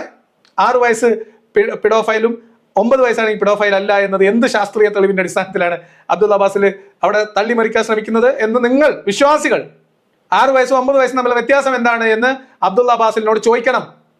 ഇത് കേൾക്കുന്ന എന്നോട് വെറുപ്പും എന്നോട് ദേഷ്യവും ഞാൻ പറയുന്ന വിമർശനങ്ങളിൽ കലിയും വിഷമവും വൈരാഗ്യവും ഒക്കെ ഉള്ള വിശ്വാസികളോട് ഞാൻ ചോദിക്കണം. നിങ്ങളുടെ വീട്ടിൽ 6 വയസ്സും 9 വയസ്സുള്ള പെൺകുട്ടികളുടെ മുഖത്ത് നോക്കിയിട്ട് 6 വയസ്സാണെങ്കിലേ കുഴപ്പമുള്ളൂ, 9 വയസ്സാണെങ്കിൽ എന്താ കുഴപ്പം എന്ന് ചോദിക്കാൻ നിങ്ങൾക്ക് ധൈര്യമുണ്ടോ? നിങ്ങളെ മനസ്സനുവദിക്കോ? നിങ്ങളെ പള്ളിക്കത്ത മൊയ്ലിയാരോ മതസംഘടനയുടെ നേതാവോ നിങ്ങളുടെ 8 വയസ്സോ 9 വയസ്സുള്ള പെൺകുട്ടീനെ കല്യാണം ആലോചിച്ചു വന്നാൽ നിങ്ങളുടെ പെൺകുട്ടിയെ അതുപോലത്തെ കളവന്മാർക്ക് കല്യാണം കഴിപ്പിച്ചു കൊടുക്കുമോ? എന്താ വ്യത്യാസം? 6-ാം നൂറ്റാണ്ടിലും 7-ാം നൂറ്റാണ്ടിലായാലും 20-ാം നൂറ്റാണ്ടിലും 21-ാം നൂറ്റാണ്ടിലായാലും 6 വയസ്സായ പെൺകുട്ടി എന്ന് പറഞ്ഞാൽ 6 വയസ്സായ പെൺകുട്ടിയാണ്. 9 വയസ്സുള്ള കുട്ടി എന്ന് പറഞ്ഞാൽ 9 വയസ്സുള്ള കുട്ടിയാണ്. അത് 6-ാം നൂറ്റാണ്ടിനും 21-ാം നൂറ്റാണ്ടിനും ഒരു വ്യത്യാസമില്ല. അന്നും 6 വയസ്സ് തന്നെയാണ്, ഇന്നും 6 വയസ്സ് തന്നെയാണ്. അന്നത്തെ 6 വയസ്സ് എന്ന് പറയുമ്പോൾ ഇപ്പൊ നമ്മൾ ഇവിടെ കണക്ക് കൂട്ടുന്ന 6 വയസ്സിനേക്കാളും ചിലപ്പോൾ ഒരു 2 മാസമോ 3 മാസമോ കുറവായിരിക്കും. കാരണം അവിടെ കണക്കൂട്ടിയിരുന്നത് ചന്ദ്രമാസം അനുസരിച്ചിട്ട്. അപ്പൊ അവിടെ 6 വയസ്സ് എന്ന് പറയുമ്പോൾ ചിലപ്പോൾ 5.5 വയസ്സോ 5.25 വയസ്സ് ഉണ്ടാവുള്ളൂ. മനസ്സിലായ? എന്നിട്ട് 6-ാം വയസ്സ് എന്ന് പറയുന്നവനൊക്കെ വാസ്തവത്തിൽ ഭൂമിയിൽ വെച്ച് കൂടാത്തതാണ്. എത്രമാത്രം വൃത്തികേടാണ് പറയുന്ന ഒരു മഹാവ്യക്തിത്വത്തെക്കുറിച്ച്. 6-ാം വയസ്സിൽ ശാരീരിക ബന്ധം പുലർത്തി എന്ന് പറയാം. 6-ാം വയസ്സിൽ പുലർത്തിയോ? ഏതെങ്കിലും ചരിത്രത്തിലുണ്ടോ? 10-ാം വയസ്സിലാണല്ലോ. ഇതാണ് മൂത്ത മൊയന്ത്. ഈ കൂട്ടത്തിലെ മൂത്ത മൊയന്താണ് ഇത്. 6-ാം വയസ്സ്. ഇയാൾക്ക് എവിടുന്ന് 10 വയസ്സ് കിട്ടി? അപ്പൊ ചിലർ 6 വയസ്സ്, ചിലർ 8 വയസ്സ്, ചിലർ 9 വയസ്സ്, ചിലർ 10 വയസ്സ്. 6-ാം വയസ്സിൽ കല്യാണം കഴിച്ചിട്ട് 9-ാം വയസ്സിലാണ് വീട് കൂടിയത്. അതിന്റെ കാരണം പ്രായപൂർത്തിയെത്താൻ കാത്തിരുന്നതാണ് എന്ന് സാഹിത്യം എഴുതുന്നവർ ഉണ്ട്. പക്ഷെ അതിന്റെ കാരണം അതല്ലായിരുന്നു എന്ന് ചരിത്ര ഗ്രന്ഥങ്ങളിൽ നമുക്ക് കാണാൻ കഴിയുകയും ചെയ്യും. ഇപ്പൊ 6 ആയാലും 9 ആയാലും കാര്യമായ വ്യത്യാസമൊന്നും ഇല്ല എന്ന് സാമാന്യമായിട്ട് നമുക്ക് മനസ്സിലാക്കാം. ബാക്കി 9 വയസ്സ്.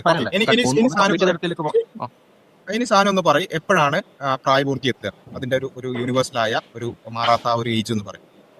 അല്ല, നിങ്ങളപ്പം പീഡോഫീലിയ എന്നുകൊണ്ട് ഉദ്ദേശിക്കുന്നത് എന്താണ്? ഇപ്പൊ അല്ല, എന്നോട് ചോദിച്ചപ്പോ അത് ശരി. നിങ്ങൾ നേരത്തെ പറഞ്ഞു പീഡോഫിലി എന്താണ്, അതെന്താണെന്നുള്ള ചോദ്യം വേണ്ട. നമ്മളത് പറയാൻ വേണ്ടിയിട്ടാണ് ആ ചോദ്യം ചോദിച്ചത്. ഇപ്പൊ ഏതായാലും കൂടെ എന്താണ് പീഡോഫിലി എന്നൊക്കെ എല്ലാവർക്കും അറിയാം പറഞ്ഞാണല്ലോ. ശരി, പറയൂ, എപ്പോഴാണ് പ്രായപൂർത്തി എത്തുക? അതായത് 6-ാം വയസ്സിൽ ബന്ധപ്പെട്ടാലാണ് പിഡോഫൈൽ ആവുള്ളൂ. അപ്പൊ അതുകൊണ്ട് ഞങ്ങൾ നബി 6-ാം വയസ്സിൽ ചെയ്തിട്ടില്ല. ഞങ്ങളെ നബി 9 വയസ്സിലാണല്ലോ, അതുകൊണ്ട് അത് അങ്ങനെ കൂട്ടാൻ പറ്റൂല. ഇനിയിപ്പോൾ നമുക്ക് വേണ്ടത് എന്താണ്? 9 വയസ്സിൽ പ്രായപൂർത്തി എത്തിയെന്ന് തെളിയിക്കണം. മനസ്സിലായി? എന്താണ് യുക്തിവാദം എന്നൊക്കെ പറയാം. ഇത് എന്ത് തരം ലോജിക്കാണ് പ്രവർത്തിക്കുന്നതെന്ന് ആലോചിച്ച് നോക്കണം. കോമൺ സെൻസ് ഉപയോഗിക്കാൻ പാടില്ല എന്ന് പറയുകയും ഈ ജാതി ഇത് കോമൺ സെൻസ് തന്നെ പറയാ ആണോ? അതായത് 6-ാം വയസ്സിലല്ല 9-ാം വയസ്സിലാണെന്ന് ആദ്യഘട്ടത്തിൽ സെറ്റാക്കുക. ആദ്യം എന്താ പിഡോഫൈൽ ചോദിക്കുക, അത് 6-ാം വയസ്സിലാണെങ്കിൽ എന്ന് വരുത്തി തീർക്കുക. എന്നിട്ട് 6-ാം വയസ്സിലല്ല നമ്മളെ നബി ചെയ്തത് 9-ാം വയസ്സിലാണെന്ന് ആക്കുക.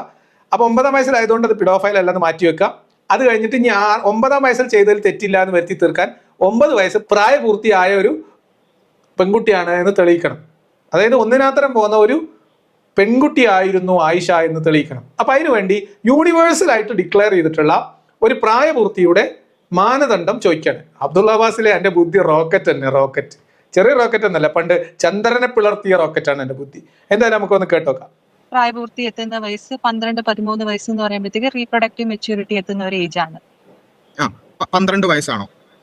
12, 13, 14 അങ്ങനെ പലർക്കും വേരി ചെയ്യുമല്ലോ. വേരി ചെയ്യുന്ന എപ്പോഴാണ് ഒരു മിനിമൽ ഏജ് എത്രയാണ്? 12 ആയിരിക്കാം. ഒരു 8 എന്ന് പറഞ്ഞു, ഒരു 8 എന്ന് പറഞ്ഞിട്ടൊന്ന് സമാധാനിപ്പിച്ചൂടെ നിങ്ങൾക്ക്? ഒരു 8 വയസ്സ് 8.5 വയസ്സിലൊക്കെ പ്യൂബർട്ടി എത്തുന്ന കുട്ടികളുണ്ട് എന്ന് പറഞ്ഞിട്ട് ഒന്ന് സമാധാനിപ്പിച്ചിരുന്നെങ്കിൽ ആ ബാസിൽ എന്തൊരു സമാധാനം ഉണ്ടാവും. ഇതിപ്പോൾ നിങ്ങൾ 12, 13 പറഞ്ഞാൽ ഇത് 9ഉം 13ഉം തമ്മിൽ എത്ര വ്യത്യാസമുണ്ട്? 12, 13 വയസ്സ്. ഞാൻ മനസ്സിലാക്കുന്നത് പിഡോഫൈൽ എന്നതിന്റെ വിവക്ഷയിൽ വരുന്നത് 13 വയസ്സോ അതിന് താഴെയുള്ള കുട്ടികളോട് ലൈംഗികാസക്തി തോന്നുന്ന അവസ്ഥയാണെന്നാണ് ഞാൻ മനസ്സിലാക്കുന്നത്. തെറ്റാണെങ്കിൽ എനിക്ക് തിരുത്താം. അത് തന്നെയാണ് ശരി എന്നാണ് ഞാൻ മനസ്സിലാക്കുന്നത്. 13 വയസ്സാണെന്നാണ് എൻ്റെ ഒരു അറിവ്. അപ്പൊ 13 വയസ്സിന് താഴെയുള്ള കുട്ടികൾ, ആ കുട്ടിക്ക് ബയോളജിക്കൽ, അതായത് പ്യൂബർട്ടി എത്തിയാലും ഇല്ലെങ്കിലും റീപ്രൊഡക്റ്റീവ് ഏജ് എത്തിയാലും ഇല്ലെങ്കിലും അത് പിഡോഫൈലായിട്ട് തന്നെ പരിഗണിക്കും. അതുകൊണ്ട് 9-ാം വയസ്സിൽ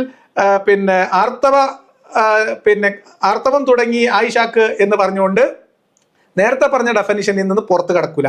അപ്പൊ യൂണിവേഴ്സലായിട്ട് തീരുമാനിക്കുകയാണെങ്കിൽ യൂണിവേഴ്സലായിട്ട് പിഡോഫൈൽ എന്ന് പറയുന്നത് 13 വയസ്സിൽ താഴെ എന്നുള്ളതാണ്. 13 വയസ്സിൽ താഴെയുള്ള പെൺകുട്ടികളോട് ഇത്തരം ആസക്തി തോന്നുന്നതിനെ ആ മാനസികാവസ്ഥയെ പറയുന്ന പേര് പിഡോഫൈൽ എന്ന് തന്നെയാണ്. അത് ആ പെൺകുട്ടിക്ക് ബയോളജിക്കലി റീപ്രൊഡക്റ്റീവ് ഏജ് എത്തിയാലും ഇല്ലെങ്കിലും ശരി. ഇതാണ് എൻ്റെ ശരിയാണോ നിങ്ങൾ നോക്കിക്കോളൂ. അതിനെക്കുറിച്ചുള്ള നിങ്ങളുടെ അഭിപ്രായങ്ങൾ ഒന്ന് എഴുതുക. ഈ പിഡോഫൈലായിട്ട് പരിഗണിക്കുന്നത് എത്ര ഏജിൽ താഴെയുള്ള കുട്ടികളോട് ഇത്തരം ആസക്തി തോന്നുന്നവരോടാണ്, ഇത്തരം അട്രാക്ഷൻ തോന്നുന്നവരോടാണ് എന്ന നിങ്ങളുടെ അറിവ് അല്ലെങ്കിൽ നിങ്ങൾക്ക് അറിയാവുന്ന, കറക്റ്റായിട്ട് അറിയാവുന്ന ആളുകളെ ഒന്ന് താഴെ എഴുതി വെക്കുക. ഇനിയിപ്പോൾ 9-ാം വയസ്സിൽ പ്രായപൂർത്തി എത്തിയിരിക്കുന്നു എന്ന് മനസ്സിലാക്കണം. അപ്പൊ ഇപ്പൊ ഇവിടെ പറയുന്ന ആള് 12 വയസ്സെന്നുണ്ട്, 12ഓ 13ഓ എന്ന് കൂട്ടിയാലും ഇതെന്തിനെ കുറിച്ചാണ് ചോദിക്കുന്നത്? ഇനി ഈ പ്രായപൂർത്തി എന്ന് പറയുന്നത്, വിവാഹപ്രായം എന്നതിനെ പ്രായപൂർത്തിയിലേക്ക് വക്രീകരിച്ച് ഈ പ്രായപൂർത്തി എത്തുക അല്ലെങ്കിൽ പക്വത എത്തുക എന്നതിന് റീപ്രൊഡക്റ്റീവ് ആയിട്ടുള്ള ഒരു ശാരീരിക മാറ്റങ്ങൾ ഉണ്ടാവുക അല്ലെങ്കിൽ ആർത്തവം, മെൻസ്ട്രൽ പീരീഡ് തുടങ്ങുക എന്നതിലേക്ക് വളച്ചു കൊണ്ടുപോകാൻ വേണ്ടി ഇവർ 2-3 ആൾ അവിടെ കിണഞ്ഞ് പരിശ്രമിക്കുന്ന രംഗമാണ് ഇനി നിങ്ങൾ കാണാൻ പോകുന്നത്. നിങ്ങൾ കണ്ടോളി. ആയിരിക്കാം. ഒരു ഉറപ്പൊന്നുമില്ലേ? ഉറപ്പ് എങ്ങനെ പറയാൻ പറ്റുന്നത്? ഓരോ സ്ത്രീകൾക്കും വ്യത്യാസമല്ലേ?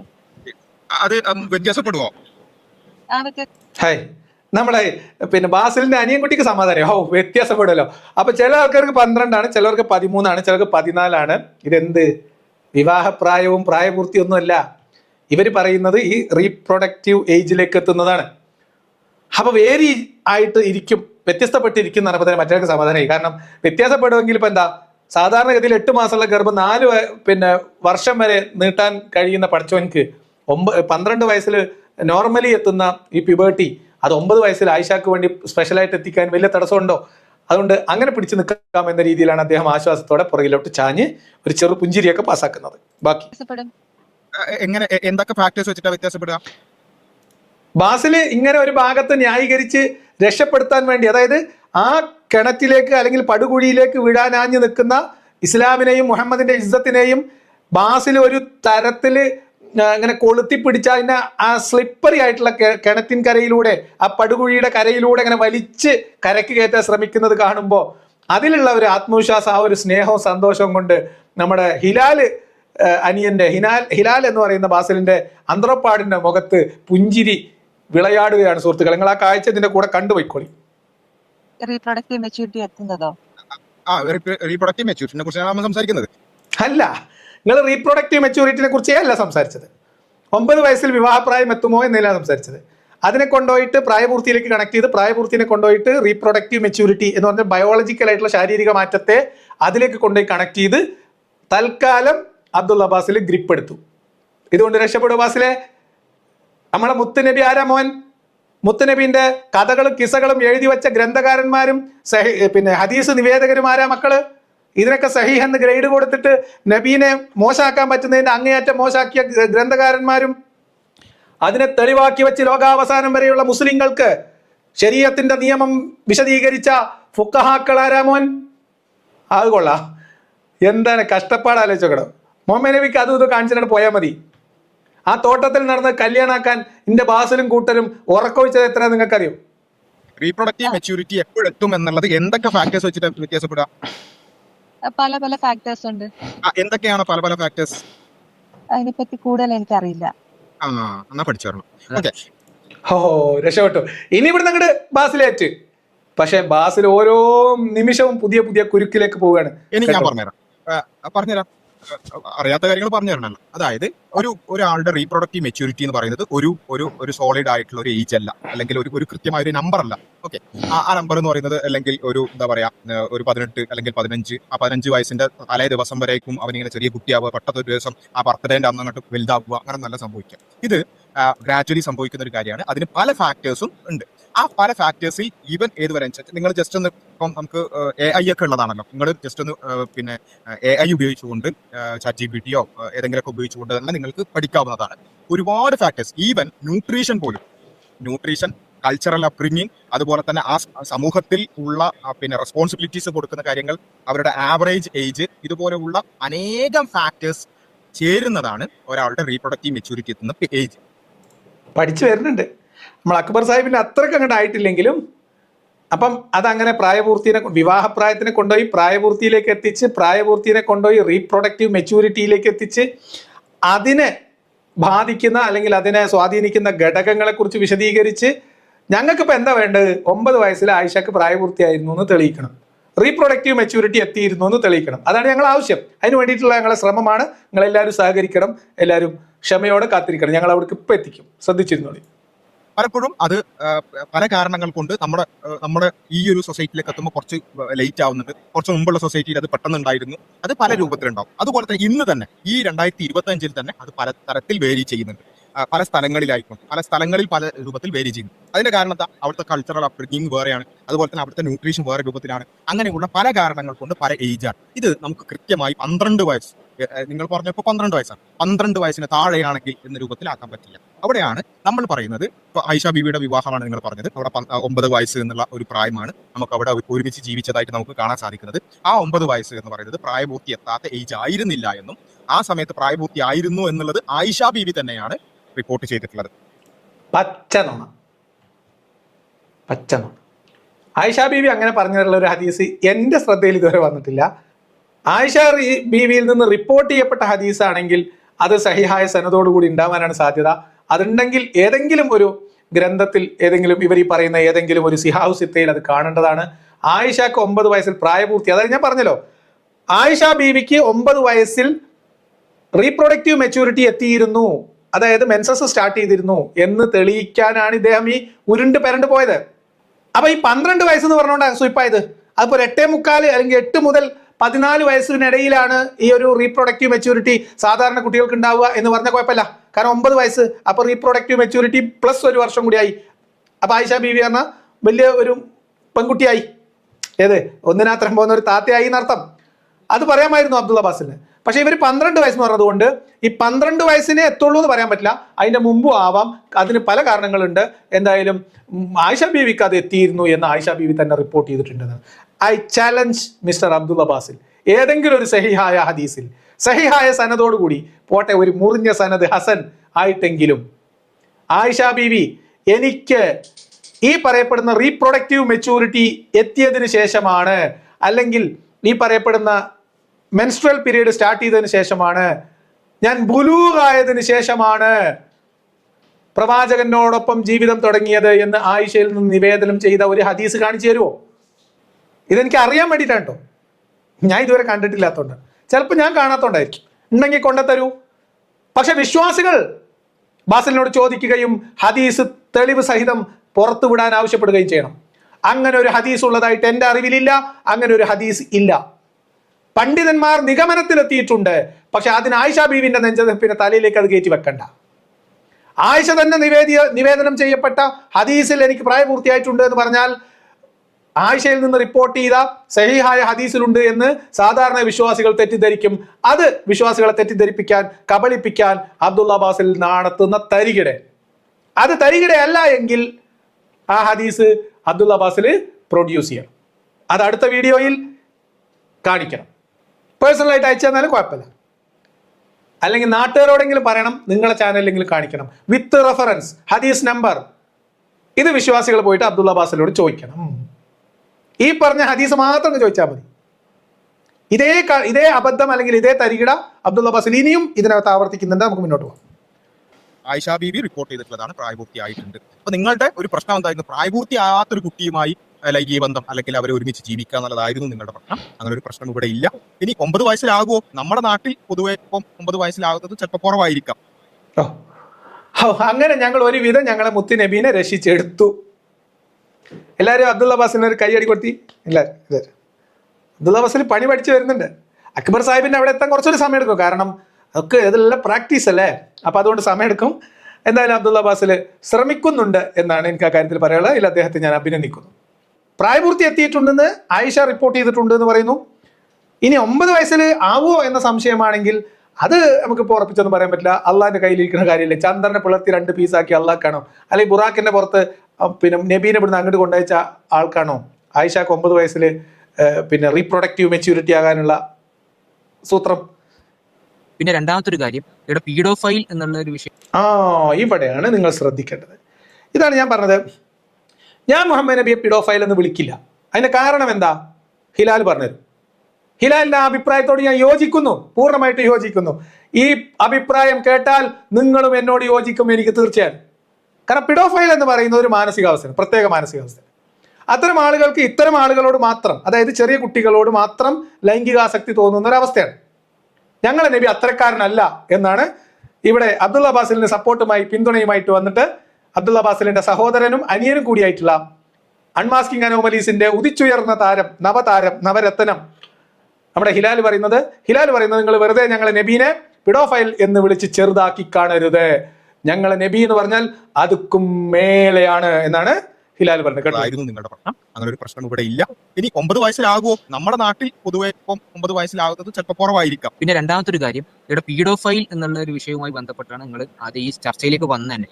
പീഡോഫൈൽ എന്നുള്ളതിന്റെ മെഡിക്കൽ ആയിട്ടുള്ള സൈക്കോളജിക്കൽ ആയിട്ടുള്ള ഡെഫിനിഷൻ തന്നെ നോക്കിക്കഴിഞ്ഞാൽ അത് ഈ പ്രീ പ്യൂബസെന്റ് ആയിട്ടുള്ള കുട്ടികളോട്, ഈ നമ്മുടെ കുട്ടികൾ അല്ല, കുറച്ചുകൂടി ഈ സെക്ഷൽ മെച്യൂരിറ്റി എത്താത്ത ആളുകളോട് മാത്രം, അവരോട് മാത്രം സെക്ഷൽ അട്രാക്ഷൻ തോന്നുന്ന ആൾക്കാരെ കുറിച്ചാണ് ഈ പറഞ്ഞ പീഡോഫൈൽ എന്നുള്ളത് പറയാം. Note the point. അവരോട് മാത്രം. അതാണ് ഞങ്ങളെ നബി. അങ്ങനത്തെ നബിയാണോ?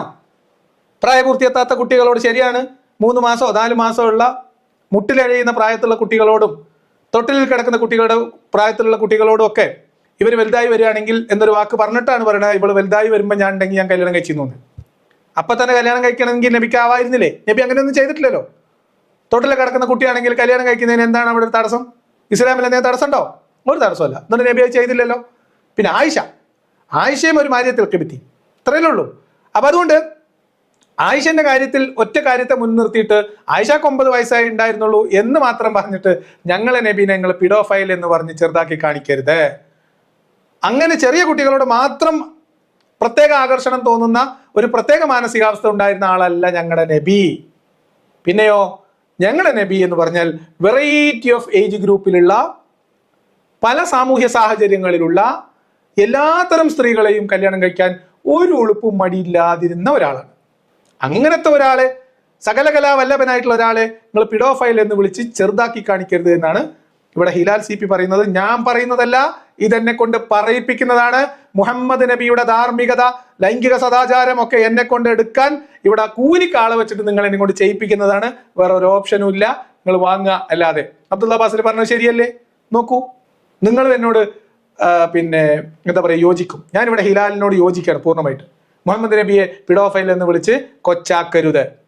നിങ്ങളെ ചോദ്യത്തിന്റെ ഉദ്ദേശമൊക്കെ മനസ്സിലാക്കിയ നിനക്ക് പറയാൻ, നിങ്ങൾ റസൂൽ സല്ലല്ലാഹു അലൈഹി വസല്ലമയെ പ്രവാചകനെയാണ് പറയാൻ ഉദ്ദേശിക്കുന്നത്. പ്രവാചകന്റെ ജീവിതം നിങ്ങൾക്ക് അറിയാത്തോണ്ടൊന്നുമല്ല. പ്രവാചകൻ ആദ്യം വിവാഹം കഴിച്ച ആരാണ്, എത്ര വയസ്സുള്ള സ്ത്രീയാണ്, അത് കഴിഞ്ഞ് വിവാഹം കഴിച്ചത് 60 വയസ്സുള്ള സ്ത്രീയെ വിവാഹം കഴിച്ചിട്ടുണ്ട്, പിന്നെ 40 വയസ്സുള്ള സ്ത്രീയെ വിവാഹം കഴിച്ചിട്ടുണ്ട്. അപ്പോൾ ഈവൻ ഞാൻ പറഞ്ഞു വെച്ച് കഴിഞ്ഞാൽ ആ വേർഡ് പോലും, പിഡോഫൈൽ എന്നുള്ള വേർഡ് പോലും യൂസ് ചെയ്യുന്നത് പിന്നെ ടെക്നിക്കലി റോങ് ആണ്. നിങ്ങൾ ആലോചിക്കണം, ഇങ്ങനത്തെ ഒരു നബീനെ നിങ്ങൾ ടെക്നിക്കലി റോങ് ആയിട്ടുള്ള ടെർമിനോളജി വെച്ച് ഞങ്ങളെ നബീനെ നിങ്ങൾ വിശേഷിപ്പിച്ച് ഒരുമാതിരി കൊച്ചാക്കരുത്. ഞങ്ങളെ നബി എന്ന് പറഞ്ഞാൽ 6 മുതൽ 60 വയസ്സിനിടയിലുള്ള എല്ലാത്തരം പ്രായത്തിലുള്ള സ്ത്രീകളെയും കല്യാണം കഴിച്ച് മികവ് തെളിയിച്ചിട്ടുള്ള ഒരു മഹാനാണ്. ഹിലാലല്ല, ബലാലാണ്. മുത്തുനബീനെ ഏറിക്കയറ്റാൻ വന്ന ബലാലാണ്. അബ്ദുള്ള ബാസിലെ വേണമെങ്കിൽ ഓന്റെ ഈമാൻ ഒന്ന് കൊണ്ടുപോയി ടെസ്റ്റ് ചെയ്ത ആള്. ഞങ്ങളെ ഭാഗത്തിരുന്നിട്ട് നബീനെ എയറിലാക്കുന്ന പരിപാടിയാണോ എന്ന് ഞങ്ങൾക്ക് സംശയമുണ്ട്. അല്ലെങ്കിൽ ഇങ്ങനെ മനുഷ്യൻ ആരാധിക്കുന്ന ഒരാളെ കുറിച്ച് ഇങ്ങനെ പറയാം, ഞങ്ങളെ നബി 6 വയസ്സ് മാത്രമൊന്നല്ല 60 വയസ്സ് വരെയുള്ള പല റേഞ്ചിലുള്ള ആളുകളെ കല്യാണം കഴിച്ചിട്ടുണ്ടെന്ന് പറയാം. ഈ കല്യാണം കഴിച്ചതാണ്. തോട്ടത്തിൽ പോയതും തോട്ടത്തിലേക്ക് കൊണ്ടുവരുന്നതിന് മുമ്പ് മരണപ്പെട്ടതും ആളയച്ചിട്ട് ഇങ്ങോട്ട് വരുന്നതിന് മുമ്പ് അതൊന്ന് കാണാൻ യോഗമില്ലാതെ മുഹമ്മദ് നബി മരണപ്പെട്ടതും, അങ്ങനെ നടക്കാതെ പോയ നഷ്ടസ്വപ്നങ്ങളുടെ കണക്ക് കൂടി എടുത്താൽ തൊടയിൽ വെള്ളപ്പാണ്ട് കണ്ടപ്പോൾ തന്നെ ഒഴിവാക്കിയതും, ഇങ്ങനെ എന്തോരം. നിങ്ങളെന്താ വിചാരിച്ചത്? ആയിഷത്തും വാ ഹഫ്സത്തും വാ സൗദ, ഇങ്ങനെ ഞങ്ങൾ പാടി പറയുന്ന 12ഉം 13ഉം വിചാരിച്ചിട്ടാ? ഹിലാലേ പറഞ്ഞു കൊടുക്ക് ബലാലേ. ഓക്കെ, അപ്പൊ ഈ പീഡോഫൈൽ ആയിട്ടുള്ള ഒരു വ്യക്തി, അയാൾ 9 വയസ്സിന് താഴെയുള്ള ഒരു കുട്ടിയെ വിവാഹം കഴിക്കുകയാണ്. അത് ഇസ്ലാമികപരമായിട്ട് തെറ്റാണോ ശരിയാണോ? അടുത്ത ചോദ്യം, അതായത് ഇപ്പം നബീനെ പിഡോഫൈൽ അല്ല എന്ന് പറഞ്ഞു, ശരി, സമ്മതിച്ചു. ഇനി ഈ അവസ്ഥ, മാനസികാവസ്ഥയുള്ള ഒരാള് ഇങ്ങനെ ഒരു 9 വയസ്സോ 8 വയസ്സോ ഉള്ള ഒരു പെൺകുട്ടിനെ കല്യാണം കഴിച്ചാൽ മതപരമായിട്ട് അതിന്റെ വിധി എന്താണ്? ഇതാണ് ചോദ്യം എന്നാണ് ഞാൻ മനസ്സിലാക്കുന്നത്. കേൾക്കാം. ഇസ്ലാമിനെ സംബന്ധിച്ചിടത്തോളം 2 കാര്യങ്ങളാണുള്ളത്. ഒന്ന് വിവാഹ ബന്ധം, വിവാഹ ജീവിതം എന്നുള്ളതും, രണ്ടാമത്തത് കോൺട്രാക്ട് എന്നുള്ളതും. കോൺട്രാക്ട് എന്ന് പറഞ്ഞാൽ നിക്കാഹ് കോൺട്രാക്റ്റും അതുപോലെ തന്നെ വൈവാഹിക ജീവിതവും. ഇതിനെ രണ്ടിനെയും 2 ആയിക്കൊണ്ടാണ് ഇസ്ലാം പഠിപ്പിക്കുന്നത്. ഇനി 2ആയിട്ടോ 3ആയിട്ടോ വെച്ച് കണ്ടോ, പക്ഷെ ഇസ്ലാമിൽ ഒറ്റ കല്യാണമുള്ളൂ, അത് നിക്കാഹാണ്. മഹർ എണ്ണി പറഞ്ഞ് വില പറഞ്ഞ് സ്ത്രീ ശരീരത്തെ, സ്പെസിഫിക് ആയിട്ട് പറഞ്ഞാൽ ലൈംഗികാവയവത്തെ പുരുഷൻ ഉടമസ്ഥപ്പെടുത്തുന്ന ഇടപാടിന്റെ പേരാണ് ഇസ്ലാമിലെ നിക്കാഹ്. അതന്നെയാണ് നിങ്ങൾ പറയുന്ന കരാറ്. അല്ലാതെ അതൊന്ന് വേറെയും ഇതൊന്ന് വേറെയും ഒന്നും ഇല്ല. കരാറൊന്ന് വേറെ, കല്യാണം ഒന്ന് വേറെ എന്നൊക്കെ പറഞ്ഞ ആൾക്കാരെ പറ്റിക്കുന്ന കലാപരിപാടിയൊന്നും വേണ്ട. ഇനി ഇവിടെ അദ്ദേഹം നടത്തുന്ന തീരുമാനം എന്താ വെച്ചാൽ, അപ്പൊ പ്രായപൂർത്തി എത്താത്ത ആളെ കരാർ ഉറപ്പിക്കാം, പക്ഷെ കല്യാണം കഴിക്കാൻ പറ്റില്ല എന്നോ? നിങ്ങൾ കേട്ടോളൂ കേട്ടോ. അതിന് ബാക്കി കോൺട്രാക്ട് എന്ന് പറയുന്നത് അത് പിന്നെ ഈ രക്ഷിതാവും അതുപോലെ തന്നെ ഈ കല്യാണം കഴിക്കുന്ന ആളും തമ്മിലുള്ളതാണ്. എന്താ പറഞ്ഞേ? ഇസ്ലാമിലെ വിവാഹം കേട്ടോ, ഇസ്ലാമിലെ നിക്കാഹിനെ കുറിച്ചാണ് പറയുന്നത്. ഇസ്ലാമിലെ നിക്കാഹ് എന്ന് പറയുന്നത്, നാളെ ഇത്ര കാലം ഇവർ പറഞ്ഞിരുന്നത് 2 സ്ത്രീയും പുരുഷനും. പണ്ട് ക്ലബ് ഹൗസിൽ ലിയാക്കത്തിനെ എയറിൽ കയറ്റിയ ഉസ്താദുമാർ എന്ന് പറഞ്ഞൊരു വീഡിയോ അവിടെ കിടക്കുന്നുണ്ട് കേട്ടോ. അവിടെ നമ്മൾ ചോദിച്ച ചോദ്യം, ബാസിലൊക്കെ അവിടെ ഉണ്ടായിരുന്നു, ജാസ് എന്ന് പറഞ്ഞ ഒരാളൊക്കെ ഉണ്ടായിരുന്നു. അപ്പൊ ഇവരോടൊക്കെ നമ്മൾ ചോദിച്ചത്, ഇസ്ലാമിൽ ബാലവിവാഹം അഥവാ ശൈശവ വിവാഹം അനുവദനീയമാണ് എന്ന് വിധി എഴുതി വെക്കപ്പെട്ടതിന് തെളിവായി ഉദ്ധരിക്കപ്പെട്ട സംഭവം എന്തായിരുന്നു എന്ന് ഞാൻ ചോദിച്ചിട്ട് എന്നൊരക്ഷരം പറയാതെ വേറെന്തൊക്കെയോ പറഞ്ഞ് തടി സലാമത്താക്കിയ ആൾക്കാരാണിത്. അന്ന് അവര് നിക്കാഹിന് അല്ലെങ്കിൽ വിവാഹം കഴിക്കണമെങ്കിൽ, കരാറിൽ ഏർപ്പെടണമെങ്കിൽ പ്രായപൂർത്തി എത്തണം എന്നതിന്റെ തെളിവ് പറഞ്ഞത് പ്രായപൂർത്തി എത്താത്ത ആളുകൾക്ക് കരാറിൽ ഏർപ്പെടാൻ കഴിയില്ല. ഇസ്ലാമിലെ വിവാഹം എന്ന് പറഞ്ഞാൽ സ്ത്രീയും പുരുഷനും തമ്മിലുള്ള കരാറാണ് എന്നാണ് ഇവർ ഇത്ര കാലം പറഞ്ഞത്. ഇവിടെ അബ്ദുള്ള ബാസിൽ പറഞ്ഞു നോക്കൂ, ഇസ്ലാമിലെ കരാർ എന്ന് പറയുന്നത് പെണ്ണിന്റെ വാപ്പയും അല്ലെങ്കിൽ വലിയും ഈ ചെറുക്കനും തമ്മിലുള്ള, ആണും തമ്മിലുള്ള ഒരു കച്ചവട ഇടപാടാണ് പോലും കരാർ. ശ്രദ്ധിച്ച് കേട്ടോളൂ, ഒരു 3 തവണ കേട്ടോളൂ, 3ന്റെ പുണ്യം കിട്ടട്ടെ. കോൺട്രാക്ട് എന്ന് പറയുന്നത് അത് പിന്നെ ഈ രക്ഷിതാവും അതുപോലെ തന്നെ ഈ കല്യാണം കഴിക്കുന്ന ആളും തമ്മിലുള്ളതാണ്. കോൺട്രാക്ട് എന്ന് പറയുന്നത് അത് പിന്നെ ഈ രക്ഷിതാവും അതുപോലെ തന്നെ ഈ കല്യാണം കഴിക്കുന്ന ആളും തമ്മിലുള്ളതാണ്. കോൺട്രാക്ട് എന്ന് പറയുന്നത് അത് പിന്നെ ഈ രക്ഷിതാവും അതുപോലെ തന്നെ ഈ കല്യാണം കഴിക്കുന്ന ആളും തമ്മിലുള്ളതാണ്. അതിന് ഇങ്ങനെയുള്ളൊരു പരിധി ഇസ്ലാം നിശ്ചയിച്ചിട്ടില്ല. അതാണ്. അപ്പൊ ഇസ്ലാമിലെ നിക്കാഹ് പറഞ്ഞാൽ അവിടെ പെണ്ണിന് ഒരു സ്ഥാനമില്ല. അത് പെണ്ണിന്റെ വലിയും രക്ഷിതാവും ഈ കല്യാണം കഴിക്കുന്ന ആളും തമ്മിലുള്ള ഒരു കരാറാണ്, ഒരു ഇടപാടാണ്. വില നിശ്ചയിച്ച് കരാർ ഉറപ്പിച്ച് കച്ചവടം ഉറപ്പിക്കുന്ന ചടങ്ങ്, കച്ചവടം എന്ന രീതിയിൽ തന്നെയാണ്, ഇടപാട് എന്ന രീതിയിൽ തന്നെയാണ് ഇസ്ലാമിലെ നിക്കാഹിനെ പൂർണ്ണമായിട്ട് എല്ലാ ഫിഖ്ഹി ഗ്രന്ഥങ്ങളും വിശദീകരിച്ചിട്ടുള്ളത്. അപ്പൊ ഇതിൽ നിന്ന് എന്ത് മനസ്സിലായി? ഇസ്ലാമിലെ കല്യാണം എന്ന് പറഞ്ഞാൽ തന്റെ അധീനതയിലുള്ള ഒരു പെൺകുട്ടിയെ മറ്റൊരു പുരുഷനോട് കച്ചവടം ഉറപ്പിക്കുന്ന ഇടപാടാണ്, കരാർ ഉറപ്പിക്കുന്ന ഇടപാടാണ്. അത് ഒരു സ്ത്രീയും പുരുഷനും ഇണകളായി ജീവിക്കാൻ മനസ്സൊരുങ്ങി, അവർ മനപ്പൊരുത്തമുണ്ടായി, അവർ രണ്ടുപേരും ഒരുമിച്ച് ജീവിക്കാൻ തീരുമാനിച്ച് അവരെത്തപ്പെടുന്ന, അതായത് സ്ത്രീയും പുരുഷനും തമ്മിൽ ഉണ്ടാവുന്ന ഒരു കരാറേ അല്ല. ഇത്ര കാലം അവരെന്താ പറഞ്ഞത്? സ്ത്രീയും പുരുഷനും കരാറിലേർപ്പെടണമെങ്കിൽ പ്രായപൂർത്തിയാവണം. അക്കാരണം കൊണ്ട് തന്നെ പ്രായപൂർത്തി എത്താത്തവർ കല്യാണം കഴിക്കാൻ പാടില്ല എന്ന് ഇസ്ലാമിൽ നിയമമുണ്ട് എന്ന് ന്യായീകരിച്ചവർ ഇപ്പൊ നോക്കൂ, വേറൊരവസ്ഥയിലെത്തിയപ്പോ കല്യാണവും കരാറും വേറെടുപ്പെടുത്താതെ വേറെ രക്ഷയില്ലാതായപ്പോ അബ്ദുല്ലാസിൽ പറയുന്നത് കരാർ വേറെയും കല്യാണം വേറെയാണ്. കരാർ എപ്പോ വേണമെങ്കിലും ആർക്ക് വേണമെങ്കിൽ ചെയ്യാം, കല്യാണം പക്ഷെ അങ്ങനെയല്ല, ഇതിന് പ്രായപൂർത്തിയാവണം എന്നാണ്. ഇപ്പൊ എങ്ങനെ ഇരിക്കുന്നു? ജീവിക്കണം എന്നുണ്ടെങ്കിൽ എന്ത് ചെയ്യണം? പ്രായപൂർത്തി എത്തണം. അതിന്റെ കാരണങ്ങൾ പലതുണ്ട്. അത് പല, ഇസ്ലാം എന്ന് പറഞ്ഞാൽ എല്ലാ കാലഘട്ടത്തിലേക്കും യോജിച്ച ഒരു മതമാണ്. എല്ലാ തരത്തിലുള്ള, എല്ലാ സൊസൈറ്റിയിലേക്കും ഒരു മിനിറ്റ് കംപ്ലീറ്റ് ചെയ്യട്ടെ. നിങ്ങളുടെ ഫാക്ടേഴ്സ് ഒന്നും മനസ്സിലാക്കാതെ വന്ന ആളല്ലേ. അപ്പൊ അതൊക്കെ പറയുമ്പോൾ പല ഫാക്ടേഴ്സ് ഉണ്ട് എന്നുള്ളതും പല കാര്യങ്ങൾ ഉണ്ട് എന്നുള്ളതൊക്കെ പറയുമ്പോൾ അത് കേൾക്കാനുള്ള ഒരു മനസ്സ് കാണിക്കാം. ഓക്കെ, അപ്പൊ എന്തായാലും ഇസ്ലാമിനെ സംബന്ധിച്ചിടത്തോളം ആ കോൺട്രാക്ട് ഒരു പ്രായപരിധി നിശ്ചയിക്കാത്തതിന്റെ കാരണം എന്താണെന്ന് ചോദിച്ചാൽ, പലപ്പോഴും പല സൊസൈറ്റിയിലും ഈ വിവാഹം എന്നുള്ളതിനെ പല രൂപത്തിലാണ് പെർസ്യൂ ചെയ്യുക. ഇപ്പൊ നമ്മുടെ നാട്ടിലുള്ള ഒരു വിവാഹം എന്ന് പറയുന്നത് ഒരു രണ്ട് ഇണകളാവുക എന്നുള്ള ഫാക്ടറിലാണ് പലപ്പോഴും അത് മെജോറിറ്റി അതിലാണ് ഉള്ളത്. പക്ഷെ വിവാഹം എന്നുള്ളതിന് അതിനപ്പുറത്തേക്കും ഒരുപാട് മാനങ്ങളുണ്ട്. അതിൽ ഏറ്റവും പ്രധാനപ്പെട്ടതാണ് ഒരു പെൺകുട്ടിയുടെ സുരക്ഷ അല്ലെങ്കിൽ ഒരു സ്ത്രീയുടെ സുരക്ഷ എന്ന് പറയുന്നത്. ഓക്കെ, അപ്പൊ ഇദ്ദേഹം ഇങ്ങനെ പല കാര്യങ്ങൾ പറയുന്നു. സുരക്ഷ, കല്യാണം, പല കാര്യങ്ങൾ. അപ്പൊ കരാർ വേറെ, കല്യാണം വേറെ, ഇതാണ് പറയുന്നത്. കംപ്ലീറ്റ് ചെയ്തോട്ടെ, ഞാനത് മുഴുവൻ കേൾപ്പിക്കാന്ന് വിചാരിച്ചിട്ടാണ്. അല്ലെങ്കിൽ അവൾ ടേക്ക് കെയർ ചെയ്യാൻ ഒരാൾ വേണമെന്നുള്ളത്, അങ്ങനെ അതിന് പ്രാധാന്യം കൂടുതലുള്ള ഒരുപാട് സൊസൈറ്റികളുണ്ട്. ഓക്കെ, അതായത് സ്ത്രീയുടെ സുരക്ഷ, അത് സ്ത്രീ അങ്ങനെ അനാഥമായി പോകാൻ പറ്റില്ല. അവള് ഒന്നുകിൽ പിന്നെ ഉപ്പ അല്ലെങ്കിൽ ഭർത്താവ്, അങ്ങനെ ആരെങ്കിലും ഒക്കെ സ്ത്രീയെ നിർബന്ധമായി നോക്കിയിരിക്കണം. ആണിനെ സംബന്ധിച്ചിടത്തോളം അങ്ങനെ ഒരു സോഷ്യൽ സെക്യൂരിറ്റി ഇസ്ലാം ആ രൂപത്തിൽ മുന്നോട്ട് വെക്കുന്നില്ല. പക്ഷെ സ്ത്രീക്ക് കുറച്ചധികം സോഷ്യൽ സെക്യൂരിറ്റി എന്ത് ചെയ്യുന്നുണ്ട്? ഇസ്ലാം മുന്നോട്ട് വെക്കുന്നുണ്ട്. അതിന്റെ ഭാഗമാണ് സംരക്ഷണം ആവശ്യമുണ്ടെന്ന് വാപ്പാക്കോ വല്യപ്പാക്കോ തോന്നുന്ന കുട്ടീനെ, ആ തൊട്ടിലിൽ കിടക്കുന്ന കുട്ടിയാണെങ്കിലും കരാർ ഉറപ്പിക്കാം എന്നാണ് ബാസിൽ പറഞ്ഞത്. ബാസിലെ ജീവിക്കുന്ന കാലഘട്ടം ഏതാണ് എന്ന് കലണ്ടറിൽ നിന്ന് നോക്കിക്കൂടെ? വ്യാഖ്യാനിച്ചും ന്യായീകരിച്ചും ഏത് പടുകുഴിയിലേക്കാണ് പോകുന്നത് ബാസിലെ? വീട്ടിലിരിക്കുന്ന കുട്ടികൾ, കുടുംബത്തിലിരിക്കുന്ന കുഞ്ഞുമക്കൾ, പെൺകുട്ടികൾ, അവരെ കുറിച്ച് ആലോചിച്ചിട്ട് വേണ്ടേ ഈ ജാതി വിടുവായത്തം പറയാൻ? അപ്പൊ സംരക്ഷണം എന്ന ഒരു പ്രതീതി വരുമ്പോൾ, അല്ലെങ്കിൽ അങ്ങനെ ഒരു പരിഗണന വരുമ്പോൾ, എത്ര ചെറിയ കുട്ടിയാണെങ്കിലും ഏതെങ്കിലും ഒരു ആണുമായിട്ട് കച്ചവടം ഉറപ്പിച്ച് കരാർ എഴുതി വെക്കാം എന്ന് പറയാൻ ഉളുപ്പില്ലാതിരിക്കുക എന്നതിന്റെ ഏക കാരണം മുഹമ്മദ് ആയിഷനെ കല്യാണം കഴിച്ചതാണ്. അബ്ദുള്ള ബാസിലിന്റെ ഈ ഉളുപ്പില്ലാ ന്യായീകരണത്തിന്റെ ഏക കാരണം മുഹമ്മദ് നബി ആയിഷയെ കല്യാണം കഴിച്ചതാണ്. മുഹമ്മദ് ആയിഷ വിവാഹത്തെ കിതാബിൽ എഴുതിയതുപോലെയുള്ള ഒരു വിവാഹത്തെ നമ്മൾ വിമർശിക്കുന്നതിന്റെ ഏക കാരണം ഈ ജാതി ഉളുപ്പില്ലായ്മ ഈ നൂറ്റാണ്ടിലെ അഭ്യസ്ത വിദ്യരായിട്ടുള്ള മനുഷ്യരെ കൊണ്ട് പറയിപ്പിക്കുന്നു ഈ കല്യാണം എന്നുള്ളത് കൊണ്ടാണ്. ലോകാവസാനം വരെയുള്ള സകല മനുഷ്യരോടും നിങ്ങളെ കുട്ടികൾ, ചെറിയ കുട്ടിയായാലും 8 വയസ്സായാലും 6 വയസ്സായാലും കുഴപ്പമില്ല, നിങ്ങൾ കല്യാണം കഴിപ്പിച്ച് കൊടുത്തോളിയും എന്നതിന് തെളിവായിട്ട് കിതാബുകളിൽ എഴുതി വെച്ചത് ഈ മുഹമ്മദ് ആയിഷ കല്യാണമായതുകൊണ്ട് അതിനെ വിമർശിക്കേ പറ്റുള്ളൂ. അതല്ലെങ്കിൽ അബ്ദുള്ള ബാസിലും കൂട്ടരും ചെയ്യേണ്ടത്, ഇപ്പൊ മുസ്തഫ മൗലവി പുതിയ വ്യാഖ്യാനം പറയുന്നുണ്ട്, അതായത് ആയിഷാനെ മുഹമ്മദ് നബി കല്യാണം കഴിച്ചിട്ട് തന്നെയില്ല. അങ്ങനെ വല്ലതും നോക്കുന്നതായിരിക്കും മുഹമ്മദ് നബിയെ സ്നേഹിക്കുന്ന മനുഷ്യരുടെ മനസ്സ് വേദനിക്കാതിരിക്കണമെങ്കിൽ നല്ലത്. നിങ്ങൾ കിതാബിൽ എഴുതുകയും ഈ ജാതി ന്യായീകരണം ചമക്കുകയും ചെയ്യുമ്പോൾ അത് കേട്ടാൽ നമുക്ക് അതിനോട് പ്രതികരിക്കണ്ടേ, കിതാബ് എടുത്ത് വായിക്കണ്ടേ, നാട്ടുകാരോട് പറയണ്ടേ? എന്താണ് വാസിൽ നിങ്ങൾ അത് ആലോചിക്കാത്തത്?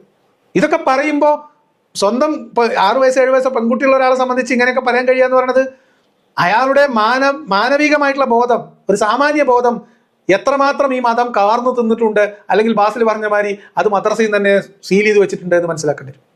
അല്ലാതെ നമ്മൾ നിരന്തരം 8 10 വയസ്സുള്ള ഒരു കുട്ടിയെ നമ്മുടെ വീട്ടിൽ നമ്മൾ കണ്ടുകൊണ്ടിരിക്കുന്ന ഒരാളെ സംബന്ധിച്ച് ഈ ജാതി ന്യായീകരണം പറയാൻ കഴിയുമോ? എന്തിന്റെ പേരിലായാലും കഷ്ടം.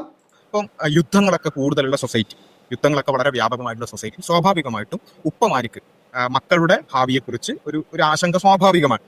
അവരെങ്ങനെ മരിച്ചു പോയാൽ എൻ്റെ മകൾ എന്ത് എന്നുള്ളത്. അപ്പൊ അങ്ങനെയുള്ള സൊസൈറ്റികൾ ഉണ്ടെങ്കിൽ അവിടെ വേണമെങ്കിൽ എന്ത് ചെയ്യാം, ഈ പെൺകുട്ടിയെ നേരത്തെ തന്നെ പിന്നെ വിവാഹം ഉറപ്പിച്ചു വെക്കാം എന്നുള്ളത് ഇസ്ലാം പറയുന്നുണ്ട്. അത് പെൺകുട്ടിയുടെ അല്ലെങ്കിൽ സ്ത്രീയുടെ സുരക്ഷയുമായി ബന്ധപ്പെട്ടുകൊണ്ടാണ്.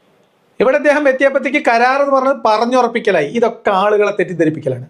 ഇസ്ലാമിൽ വിവാഹത്തിന് ഒരു ചടങ്ങേ ഉള്ളൂ, ഒറ്റ ചടങ്ങേ ഉള്ളൂ. ആ ചടങ്ങ് എന്താ? നിക്കാഹാണ്. ആ നിക്കാഹ് എന്ന് പറയുന്നത് വലിയും വരനും തമ്മിലുള്ള കച്ചവട ഇടപാടാണ്. ഇന്ന സംഭവം, ഇന്ന മൂല്യം മഹറിന് പകരമായി ഇയാളുടെ അധീനതയിലുള്ള അല്ലെങ്കിൽ ഇയാളുടെ സംരക്ഷണയിലുള്ള ഒരു പെൺകുട്ടിയുടെ ശരീരം അല്ലെങ്കിൽ പർട്ടിക്കുലർലി ലൈംഗികാവയവം ഈ പറയപ്പെടുന്ന വരന് കൈമാറുന്ന ചടങ്ങ്, കച്ചവടം, അതാണ് ഇസ്ലാമിലെ നിക്കാഹ്. എന്നോട് ദേഷ്യം തോന്നിയിട്ട് കാര്യമില്ല, കിതാബിൽ എഴുതി വെച്ച കാര്യം അങ്ങനെയാണ്. എന്തുകൊണ്ട് ഞാനിത് പറയുന്നു?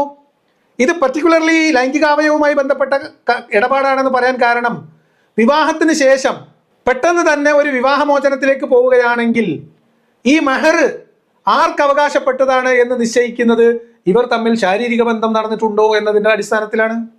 വില പറഞ്ഞുറപ്പിച്ച് വാങ്ങിയ വസ്തു നാശാവാകാതിരിക്കുക, ഉപയോഗിക്കാതിരിക്കുക എന്നുള്ള വൃത്തികെട്ട വാക്കുകളൊക്കെയാണ് ഫത്ഹുൽ മുഈനിലും അതേപോലെ തന്നെ ഫിഖ്ഹു സുന്നയിലും ഒക്കെ എഴുതി വെച്ചിട്ടുള്ളത്. അതുകൊണ്ട് കൃത്യമായി സ്ത്രീ ശരീരത്തിലെ സ്ത്രീ ലൈംഗിക അവയവത്തിന് മുകളിൽ ഒരു പുരുഷന് അധികാരം, ഒരു മൂല്യം നിശ്ചയിച്ച് അധികാരം കൈമാറുന്ന പ്രക്രിയ, കച്ചവടം, ഇടപാടാണ് ഇസ്ലാമിലെ നിക്കാഹ്. ആ ഒരൊറ്റ ചടങ്ങേ ഉള്ളൂ നിക്കാഹിന്. അല്ലാതെ വേറെ ഒന്ന് കരാറ് പിന്നൊരു കല്യാണം ഇങ്ങനത്തെ ഇടപാടൊന്നുമില്ല. അതുകൊണ്ട് അബ്ദുള്ള അബ്ബാസിലെ തരികിടൊക്കെ കയ്യിൽ വെച്ചാൽ മതി. അതിൽ തന്നെ ഇസ്ലാമിന്റെ നിയമങ്ങളിൽ നമുക്ക് കാണാൻ സാധിക്കും. ഇനി ഇൻ കേസ് അങ്ങനെ കോൺട്രാക്ട് ചെയ്ത് കഴിഞ്ഞു, പക്ഷേ പ്രായപൂർത്തി എത്തുമ്പോഴാണല്ലോ വൈവാഹിക ജീവിതം തുടങ്ങി. പ്രായപൂർത്തി എത്തുമ്പോൾ പെൺകുട്ടിക്ക് തോന്നാണ് ഇത് പറ്റില്ല, ഈ നേരത്തെ നിക്കാഹ് ചെയ്ത ആളുമായിട്ട് പറ്റില്ല എന്നുണ്ടെങ്കിൽ അവർക്ക് അത് ഒഴിവാക്കാം. അത് പറ്റില്ല എന്നുള്ള ഒരു വാക്ക് മാത്രം മതി ആ നിക്കാഹ് അസാധുവാൻ. എന്ന് വെച്ചാൽ പെൺകുട്ടിയുടെ താല്പര്യം എന്നുള്ളത് ഇൻഫോംഡ് കൺസെന്റ്, അതായത് പ്രായപൂർത്തിയത്തിന് ശേഷമുള്ള ഇൻഫോംഡ് കൺസെന്റ് എന്നുള്ളതിന് വളരെ കൃത്യമായ വില എന്ത് ചെയ്തിട്ടുണ്ട്, ഇസ്ലാം കൊടുത്തിട്ടുണ്ട്. പക്ഷെ സെക്യൂരിറ്റിയെ മാനിച്ചുകൊണ്ട് വേണമെങ്കിൽ എന്ത് ചെയ്യാം, കോൺട്രാക്ട് നേരത്തെ ഉണ്ടാക്കാം. പക്ഷെ അവർ ജീവിച്ചു തുടങ്ങണമെന്നുണ്ടെങ്കിൽ പെൺകുട്ടിയുടെ പൂർണ്ണമായ സമ്മതം നിർബന്ധമാണ്. പെൺകുട്ടി എങ്ങനെ സമ്മതം ഇല്ലാന്നുണ്ടെങ്കിൽ ആ സമ്മതമില്ലായ്മ തന്നെ, ആ പറ്റില്ല എന്നുള്ള വാചകം തന്നെ ആ നിക്കാഹ് അസാധുവാവാനുള്ള കാരണമാണ്. അവർക്ക് വേറെ മറ്റ് ഫോർമാലിറ്റീസ് ഒന്നും ഇല്ലാതെ തന്നെ മറ്റ് വിവാഹങ്ങളെ കുറിച്ച് ആലോചിക്കുകയും മറ്റു കാര്യങ്ങളിലേക്ക് കടക്കുകയും ചെയ്യാം. ഇതും ശുദ്ധമായ തരികിടയാണ്, തട്ടിപ്പാണ്, തെറ്റാണ്. ഇസ്ലാമിൽ അങ്ങനെ ഒരു നിയമം ഇല്ല. തെളിവ് ഞാൻ തരാം. അതിന് പകരം ഇദ്ദേഹം ഒരു ഹദീസ് മേമ്പൊടി ചേർക്കുന്നുണ്ട്, അതുകൂടി കാണും. മുഹമ്മദ് നബിയുടെ കാലത്ത് മുഹമ്മദ് നബിയുടെ അടുത്ത് വന്ന ഒരു സ്ത്രീ, ഒരു പെൺകുട്ടി ഇങ്ങനെ ഒരു കല്യാണം ഉറപ്പിക്കുന്നു അല്ലെങ്കിൽ കല്യാണത്തിലേക്ക് പോകുന്നു എന്ന് പറയുമ്പോൾ ആ പെൺകുട്ടിക്ക് മുഹമ്മദ് നബി ഒരു ചോയ്സ് എടുക്കാനുള്ള അവസരം കൊടുത്തിട്ടുണ്ട്. അങ്ങനെ ഒരു ഹദീസ് ഉണ്ട്. ആ ഹദീസിനെ മുൻനിർത്തിയിട്ടാണ് ഇസ്ലാമിൽ ഇങ്ങനെ ഒരു നിയമമുണ്ട് എന്ന നുണ, തരികിട അബ്ദുള്ള അബ്ബാസിൽ നടത്തുന്നത്. അബ്ദുള്ള അബ്ബാസിലിന്റെ തരികിട നമ്പർ 3, നുണ നമ്പർ 3. ഈ ഒരൊറ്റ വീഡിയോ കിട്ടോ. നമ്മൾ അബ്ദുള്ള അബ്ബാസിലിന്റെ നുണ സീരീസ് തുടങ്ങിയാൽ എണ്ണി നമ്മൾ ചടക്കും. അതുകൊണ്ടാണ് അവിടെ അതിലേക്ക് പോകുന്നില്ല. ഇത് നുണയാണ്, ശുദ്ധമായ കാപട്യമാണ്, ആളുകളെ കബളിപ്പിക്കലാണ്. ഇങ്ങനെ ഒരു ഇടപാടില്ല. ഇസ്ലാമിക വിവാഹമായിട്ട് ബന്ധപ്പെട്ടുകൊണ്ടുള്ളത് ഒന്ന് സെക്യൂരിറ്റി എന്ന് പറയുന്നത് obviously it is an issue. എന്നാൽ അത് മാത്രമല്ല, അതിനപ്പുറത്തേക്കും സ്ത്രീയുടെ താല്പര്യം എന്നുള്ളതും ഇഷ്യൂ ആണ്. അതുകൊണ്ടാണ് നേരത്തെ വേണമെങ്കിൽ സെക്യൂരിറ്റി ഉറപ്പ് വരുത്താൻ വേണമെങ്കിൽ കോൺട്രാക്ട് ചെയ്യാം, അത് നിർബന്ധമൊന്നുമല്ല. അത് അങ്ങനെ ആഗ്രഹിക്കുന്ന ആളുകൾക്ക് അല്ലെങ്കിൽ അത് നല്ലൊരു ബന്ധമാണ് എന്ന് നേരത്തെ കാണുന്ന ആളുകൾക്ക് വേണമെങ്കിൽ അങ്ങനെ കോൺട്രാക്ട് ചെയ്ത് വെക്കാം. പക്ഷെ വൈവാഹിക ബന്ധത്തിലേക്ക് കടക്കുന്നതിന് മുമ്പ് സ്ത്രീക്ക് താല്പര്യം വേണം. ഇതാണ് അതിന്റെ ഒരു കാര്യം.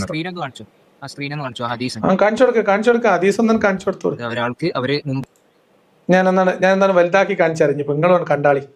ഇതാണ് ഹദീസ് ഇതാ, ശരിക്കും കണ്ടോളി. സുനൻ അബൂദാവൂദിലെ 2094 തോന്നുന്നത്, 2096 സുനൻ അബൂദാവൂദിലെ. ഈ ഹദീസിന്റെ അടിസ്ഥാനത്തിലാണ് അബ്ദുള്ള അബ്ബാസിൽ പറഞ്ഞത്, വലിയ ഏതെങ്കിലും ഒരു പെൺകുട്ടിനെ ആരെങ്കിലും കല്യാണം കഴിപ്പിച്ചു കൊടുത്താൽ എന്ത് ചെയ്യാം? ആ പെൺകുട്ടിക്ക് പ്രായപൂർത്തിയാകുമ്പോൾ വേണ്ടെങ്കിൽ വേണ്ട എന്ന് വെക്കാന്ന്. പൊന്നാര ഭാഷയിൽ ഇതിന് പിരാന്ത് എന്നല്ലേ പറയാം, അല്ലേ? പിരാന്ത് എന്നല്ലേ ഇതിന് പറയാം. പ്രായപൂർത്തി എത്തുന്നതിന് മുൻപ് വാപ്പയെ വല്യപ്പയെ കരാർ ഉറപ്പിച്ച് നിക്കാഹ് ചെയ്ത് കൊടുത്ത ഒരു കല്യാണം. ഈ കല്യാണത്തിന് ശേഷം പെൺകുട്ടി പ്രായപൂർത്തി എത്തുന്നത് വരെ കാത്തിരിക്കുകയും പ്രായപൂർത്തി എത്തിയതിനു ശേഷം പെൺകുട്ടിക്ക് താല്പര്യമില്ല എന്ന് പറഞ്ഞാൽ നിക്കാഹ് അസാധുവാകും ചെയ്യുമെങ്കിൽ ഈ നിക്കാഹിന് മൂച്ചിപ്പിരാന്ത് എന്നല്ലേ പറയാ വാസിലെ? ആ പെൺകുട്ടിക്ക് പ്രായപൂർത്തിയായിട്ട് സമ്മതം ചോദിച്ച് കല്യാണം കഴിച്ചാൽ മതി എന്നൊരു നിയമം ഉണ്ടാക്കിയാൽ തീരുന്ന പ്രശ്നമല്ലേ ഉള്ളത്. ഒരു ഭാഗത്ത് ഇങ്ങോട്ട് പിന്നെ വെളുപ്പിച്ച് വരുമ്പോ അല്ലെങ്കിൽ ഒന്ന് തരികട പറഞ്ഞ് ഒപ്പിച്ച് വരുമ്പോ എന്തൊക്കെ കുലുമാലജ് ഉണ്ടാക്കി വെക്കണം ബാസിലെ.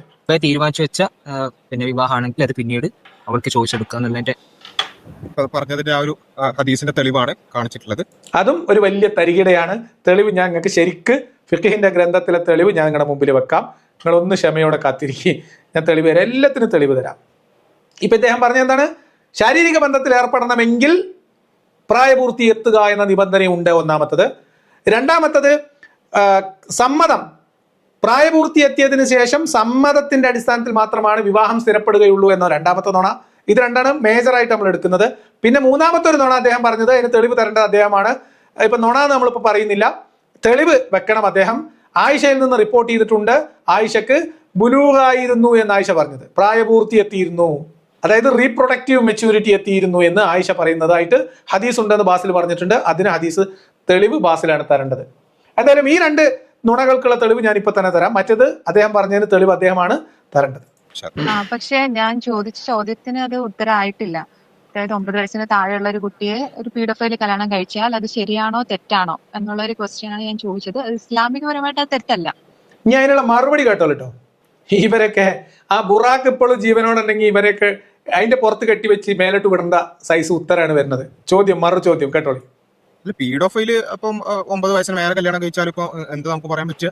പീഡോഫൈല് ചെയ്യുന്ന കാര്യങ്ങൾ അതല്ല, അങ്ങനെ ഒരാൾ മാത്രല്ലേ ഈ 9 വയസ്സിൽ താഴെയുള്ള കള്ളൻ അധ്വാനിച്ച് പൈസ ഉണ്ടാക്കിയാൽ അത് തെറ്റാണോ? ഒരു വ്യഭിചാരി ഒരു പെണ്ണിനെ കല്യാണം കഴിച്ചു, ഒരു നല്ല പ്രായപൂർത്തിയൊക്കെ എത്തിയ എന്താ പോലെ മുഖത്ത ചിരി, ആ സൈക്കിൾ വന്നുകൊണ്ട് ചിരി, ആ ഒരു ഉളുപ്പില്ലായ്മ, ജാളിയത, അങ്ങനെയൊക്കെ ഒന്ന് നോക്കിയത് ഒന്ന് കണ്ടോണ്ടിരിക്കും. ഒരു ആശയ സംവാദത്തിന്റെ തലമാണ് നല്ലൊരു പെണ്ണിനെ. തെറ്റാണോ ശരിയാണോ ചോദിച്ചപ്പോ നമ്മൾ പറയാം ഒരു ലീഗാലിറ്റി പറയുമ്പോൾ ആ ലീഗാലിറ്റി ഒരു മാരേജ്. ഞാൻ ഇസ്ലാമിന്റെ കാര്യമാണ് ചോദിക്കുന്നത്. എങ്ങനെ? ഞാൻ ഇസ്ലാമിന്റെ കാര്യമാണ് ചോദിക്കുന്നത്. ഇസ്ലാമിന്റെ കാര്യമാണോ പറഞ്ഞത്? 9 വയസ്സിന് താഴെ ഒരു കുട്ടിയെ കല്യാണം കഴിക്കുന്നത് ശരിയോ തെറ്റോ? പീഡോഫൈൽ കല്യാണം കഴിക്കുന്നത് ശരിയാണ്. ഇപ്പൊ ചോദ്യം മാറി. മുമ്പ് അതല്ലേ ചോദ്യം ഇല്ലായിരുന്നു. മുമ്പ് പീഡോഫൈൽ കല്യാണം കഴിക്കുന്നത് ശരിയാണോ ചോദിച്ചിരുന്നത്. പീഡോഫൈൽ ആയിരിക്കുമല്ലോ ഒരു 9 വയസ്സിൽ താഴെയുള്ള ഒരു കുട്ടീനെ, അല്ലാതെ മറ്റൊരാൾ വിവാഹം കഴിക്കേണ്ട ആവശ്യമില്ലല്ലോ. ഓ, ഇനി ഇതിന്ന് ഉരുണ്ട് മറിഞ്ഞ് രക്ഷപ്പെടാനുള്ള അടുത്ത ശ്രമം അടുത്ത മഹാകുണ്ടിലേക്ക് പോയി വീഴുന്ന അതിദയനീയമായ കാഴ്ചയാണ്. അതുകൂടി കണ്ടോളൂ. ഇത്രയും നേരം പറഞ്ഞിട്ട് നിങ്ങൾക്ക് അതാണ് മനസ്സിലായിട്ടില്ല എന്നുള്ളതാണ്. ഇത്രയും വിശദീകരിച്ചിട്ട് അത് മനസ്സിലാവുന്നില്ല എന്നുണ്ടെങ്കിൽ you have serious comprehension issues. Okay, കാരണം വളരെ വ്യക്തമായിട്ടാണ് പറഞ്ഞത് എന്താണ് കോൺട്രാക്ട്, എപ്പോഴാണ് കോൺട്രാക്ട് ചെയ്യാൻ പറ്റുക, യുദ്ധ സാഹചര്യവും സുരക്ഷയും. അവിടെ ഇവിടെ നമ്മൾ കൃത്യമായിട്ട് പറഞ്ഞു എപ്പോഴാണ് കോൺട്രാക്ട് പറ്റുക, വിവാഹത്തിനുള്ള കോൺട്രാക്ട് എപ്പോ പറ്റുക എന്നുള്ളതിന്റെ ഇസ്ലാമിക മാനം പറഞ്ഞു. ഒരുമിച്ച് പറഞ്ഞോട്ടെ, കരാർ എപ്പോഴാ പറ്റുകയെന്ന് പറഞ്ഞു ഇസ്ലാമിന്റെ മാനം, ഒരുമിച്ച് ജീവിക്കാനുള്ള മാനവും പറഞ്ഞു. ഈ രണ്ട് മാനവും അള്ളാഹു ഖുർആനിൽ പറഞ്ഞ പോലത്തെ ആകാശം എന്ന മാനം പോലത്തെ ഒരു തൂണില്ലാ മാനമാണ്. നിങ്ങൾ പറഞ്ഞതൊക്കെ ഞാൻ കേട്ടിട്ടുണ്ട്. നിങ്ങൾ പറയുന്നതനുസരിച്ച് പ്യൂബർട്ടി എത്താതെ ഒരു കുട്ടീനെ വിവാഹം കഴിക്കാൻ പാടില്ല എന്നാണ് ഇസ്ലാമിക റൂൾ എന്നാണ് നിങ്ങൾ പറഞ്ഞു വരുന്നത്. പക്ഷെ അത് അങ്ങനെയല്ല. അങ്ങനെയല്ല പറഞ്ഞിട്ടില്ല. അപ്പൊ കേട്ടിട്ടില്ല. ഒരു പരിഹാസ ചിരിയൊക്കെ കണ്ടോട്ടോ. 3 ആള് വട്ടത്തിൽ എന്ന് പറഞ്ഞാൽ ഇത് ശരിയായി കിട്ടുമോ? എന്താണ് ഈ പരിഹാസം അല്ല ഒന്നിനുള്ള ഒരു ഉത്തരം. ഒരാൾക്ക് ഷെയർ ചെയ്യാനുള്ള എന്തൊക്കെയാണ് താങ്കളുടെ പോയിന്റ്, എന്താണ് അത് പറഞ്ഞു. വൈവാഹിക ജീവിതത്തിന് പ്യൂബർട്ടി അച്ചീവ് ചെയ്യണമെന്നുള്ളതിന് ഒരു തെളിവ് നിങ്ങളെങ്കിൽ കൊണ്ടുവരും. ഒരു മിനിറ്റ്, വൈവാഹിക ജീവിതത്തിന് പ്രായമില്ല എന്നാണോ പറയുന്നത്? നോക്കൂ, ഇവിടെ വൈവാഹിക ജീവിതത്തിന് പ്രായപൂർത്തി എത്തണം എന്ന നിബന്ധന തെളിവ് കൊണ്ടുവരൂ എന്ന് ചോദിക്കുമ്പോൾ തിരിച്ചു ചോദിക്കുകയാണ്, വൈവാഹിക ജീവിതത്തിന് പ്രായമില്ല എന്നാണോ പറയുന്നത്? എങ്ങനെയാണ് ട്വിസ്റ്റ് ചെയ്ത് പോയി രക്ഷപ്പെടാൻ ശ്രമിക്കുന്നത് നോക്കോ, ഉരുളാൻ കളമുണ്ടാക്കുന്നത് നോക്കോ. പക്ഷെ ഉരുണ്ടുരുണ്ട് വീഴുന്നത് ഒരു മഹാ ചെളിക്കുണ്ടിലേക്കാണ്. അത് അവസാനം കാണിക്കുക. നിങ്ങളാണ് പറഞ്ഞത് പ്യൂബർട്ടി ആയാൽ മാത്രമേ വൈവാഹിക ജീവിതം സ്റ്റാർട്ട് ചെയ്യാൻ പറ്റുള്ളൂ, കൺസെന്റിന്റെ ആവശ്യമുണ്ട്, അങ്ങനെയൊക്കെ നിങ്ങൾ പറഞ്ഞത്. ഇസ്ലാമിന്റെ നിയമം പക്ഷേ എങ്ങനെയാണെന്നാണ് സഹോദരി വിചാരിക്കുന്നത്? ഇസ്ലാമിന്റെ നിയമം അനുസരിച്ച് ഏജ് ഒന്നും ഒരു മാറ്ററേ അല്ല. ഏജും പ്യൂബർട്ടിയും ഏജ് ഒന്നും മാറ്റർ ഒരു നമ്മൾ പറഞ്ഞു. ബാധകമല്ല. ഒരു പെൺകുട്ടിയായിരുന്നാൽ മാത്രം മതി. പെൺകുട്ടി ആയിരുന്നാൽ ഏത് ഏജിലാണെങ്കിലും വിവാഹം വൈവാഹിക കഴിക്കാം. ബന്ധം, കോൺട്രാക്ട് അല്ലല്ലോ സംസാരിക്കുന്നത്.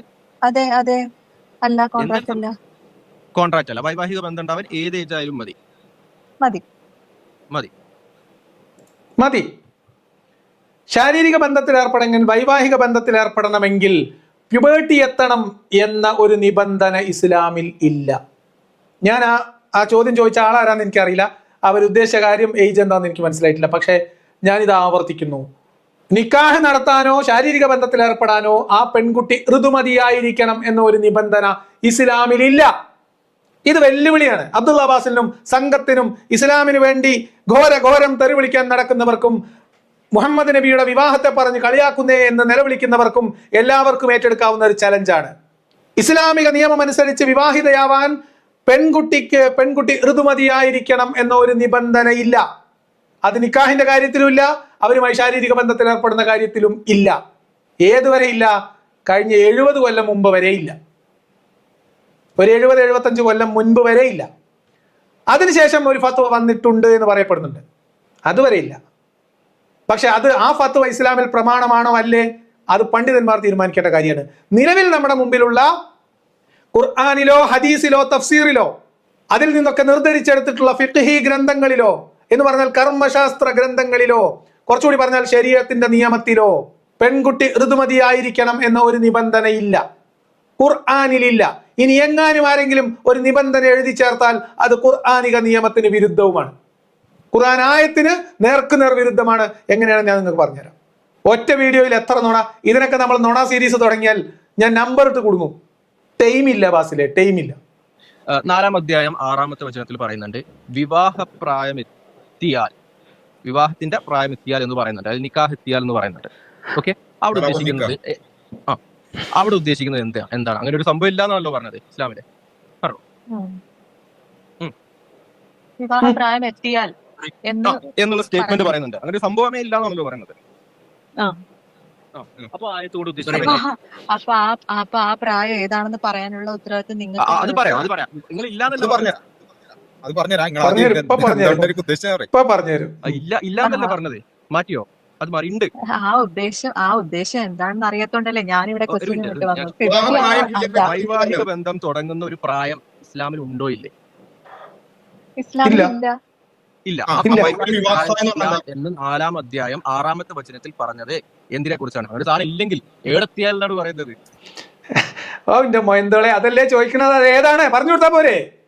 ഇദാ ബലഗൻ നിക്കാഹ എന്ന ഖുർആനിലെ 4-ാം അധ്യായത്തിലെ 6-ാമത്തെ വചനത്തിലുണ്ട്. അത് ഏതാ പ്രായം എന്നല്ലേ ചോദിക്കുന്നതാണ്, പറഞ്ഞു കൊടുത്താ പോരെ. വിവാഹപ്രായം എത്തിയാൽ. ഇവിടെ എന്താണ് ഇവർ തരികിട കാണിക്കുന്നത് അതുകൂടി വിശദീകരിച്ചു തരാം. ഇനിയിപ്പം ഖുർആനിൽ ഉണ്ട് എന്ന് ഞാൻ പറഞ്ഞു, ഇല്ല എന്ന് ഞാൻ പറഞ്ഞു, ഇത് രണ്ടുകൂടി കട്ട് ചെയ്ത് ക്ലിപ്പ് ഉണ്ടാക്കി കളിക്കലായിരിക്കും ബാസിലിന്റെ അടുത്ത ഹോബി. എന്ന് പറഞ്ഞാൽ ഒരു ബാലരമ നിലവാരത്തിലെങ്കിലും ആശയപരമായി സംവദിക്കാൻ അബ്ദുള്ള ബാസിലിന് ത്രാണിയില്ല എന്നതിന്റെ എത്രയോ തെളിവുകൾ ഞാനുമായി ബന്ധപ്പെട്ട് മാത്രം നമ്മൾ കണ്ടിട്ടുണ്ട്. 4-ാം അധ്യായത്തിൽ 6-ാമത്തെ വചനത്തിൽ പറയുന്ന ഇദാ ബലഗ നിക്കാഹ എന്ന് പറയുന്നത് വിവാഹപ്രായവുമായി ബന്ധപ്പെട്ട ഇസ്ലാമിൽ പെൺകുട്ടികൾ വിവാഹിതരാകുമ്പോൾ അവർ ഋതുമതിയായിരിക്കണമെന്നോ അവർ പ്രായപൂർത്തിയെത്തിയിരിക്കണമെന്നോ എന്ന നിബന്ധന വിശദീകരിക്കുന്ന ഖുർആനായത്താണോ? ഇദാ ബലഗ നിക്കാഹ എന്നൊരു വചനമുണ്ട്, ഒരു സ്റ്റേറ്റ്മെന്റ് ഉണ്ട് എങ്കിൽ അതെന്തിനാണ് സൂചിപ്പിക്കുന്നതെന്ന് ഖുർആൻ കൊണ്ട് വിശദീകരിച്ചൂടെ? അതല്ലെങ്കിൽ അതിനെ നിർദ്ധരിച്ച തഫ്സീറിലോ ഹദീസിലോ ഫിഖ്ഹിലോ അതുണ്ടാവൂലേ? അപ്പൊ അത് പറഞ്ഞു കൊടുത്തൂടെ?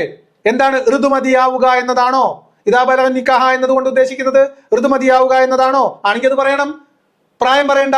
8 വയസ്സോ 9 വയസ്സോ 10 വയസ്സോ 12 വയസ്സോ എത്രയാവട്ടെ, ഇദാ ബലഗ നിക്കാഹ എന്നതുകൊണ്ട് ഉദ്ദേശിക്കുന്നത് ഋതുമതിയാവുക എന്നതാണ് എങ്കിൽ അതിന്റെ അർത്ഥം, അതിന്റെ ആശയപ്രകാരം ഒരു പെൺകുട്ടിയുടെ വിവാഹം സാധുവാകണമെങ്കിൽ അവർ ഋതുമതിയായിരിക്കണം എന്ന നിയമമുണ്ട് എന്നാണെങ്കിൽ അതാണ് പറഞ്ഞാൽ പോരെ.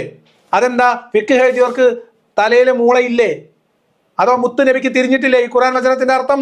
ആരെയാണ് ബാസിലെ നിങ്ങളുടെ തരികിട കൊണ്ട് കബളിപ്പിക്കാൻ നോക്കുന്നത്? നുണ കൊണ്ട് മാത്രം ഈ മതത്തെ നിങ്ങൾ ഇതുപോലെ വികൃതമാക്കുമ്പോൾ വിശ്വാസികളുടെ ഈമാൻ നഷ്ടപ്പെടുകയാണ് ചെയ്യുന്നത്. അവരുടെ ഈമാനിന്റെ ഇസ്സത്ത് വർദ്ധിക്കുകയല്ല, അവർക്ക് ഈമാനിൽ കരളുറപ്പുണ്ടാവുകയല്ല ചെയ്യുന്നത്. നിങ്ങൾ കാണിക്കുന്ന ഈ ഏടാകൂടവും ഈ തരികിടയും ഇത് മനസ്സിലാകുമ്പോൾ ഉള്ള ഈമാൻ ഫസാദായി പോവുക ചെയ്യുന്നത്. അതുകൊണ്ട് കേരളത്തിലെ മുസ്ലിങ്ങളുടെ ഈമാൻ കളയുന്നവരിൽ മുൻപന്തിയിൽ നിൽക്കുന്നത് ഇതുപോലെയുള്ള നിലം തൊടാത്ത ന്യായീകരണങ്ങളുമായിട്ട് ഇറങ്ങുന്നവരാണ്. ഞാൻ വെല്ലുവിളിക്കാണ്. ഖുറാനിലെ ഈ ആയത്ത് വെച്ചിട്ട് നിക്കാഹിനും വൈവാഹിക ബന്ധം സ്ഥാപിക്കാനും 4-ാമത്തെ അധ്യായത്തിൽ 6-ാമത്തെ വചനം തെളിവാക്കി വെച്ചുകൊണ്ട് പ്രായപൂർത്തി എത്തുക അല്ലെങ്കിൽ വിവാഹപ്രായം എന്നതിന് എന്ത് വിവക്ഷയാണ് കൊടുത്തിട്ടുള്ളത് എന്ന് നിങ്ങൾ വിശദീകരിക്കുക. അതിന്റെ അടിസ്ഥാനത്തിലാണോ ഇവിടുത്തെ മതനിയമം ഉള്ളത്? നിങ്ങൾ പറയേ, എന്താണ് ഇതിലെ തരികട? ഇവർ ഈ ഉരുളൽ കഴിയട്ടെ, ഞാൻ പറഞ്ഞുതരാം. ഫിനിഷ്. ഓക്കെ എങ്കിൽ ഇപ്പൊ നമ്മള് ഇപ്പൊ തോറ്റല്ലോ. അപ്പൊ നിങ്ങൾ പറയൂ അത് ഏത് ഏജ് ആണ്? ഒരു മിനിറ്റ്. അപ്പൊ ഓക്കെ, സമ്മതിച്ചു, വൈവാഹിക പ്രായം ഇസ്ലാമിലുണ്ട്. വൈവാഹിക ബന്ധം തുടങ്ങുന്ന ഒരു പ്രായം ഇസ്ലാമിലുണ്ട്. എന്റെ അറിവിലില്ല. ഓക്കെ, അപ്പൊ 4-ാം പിന്നെ ഈ വിവാഹപ്രായം എന്താണ്? അധ്യായം വിശദീകരിക്കാം. ഇതെന്താണ് പറഞ്ഞുതരാ ബാസിലെ? തൊള്ള തുറന്ന് കേട്ടോ, തൊള്ള ചെവി കുടി കേൾക്കില്ലല്ലോ, തൊള്ള തുറന്ന് കേട്ടോ.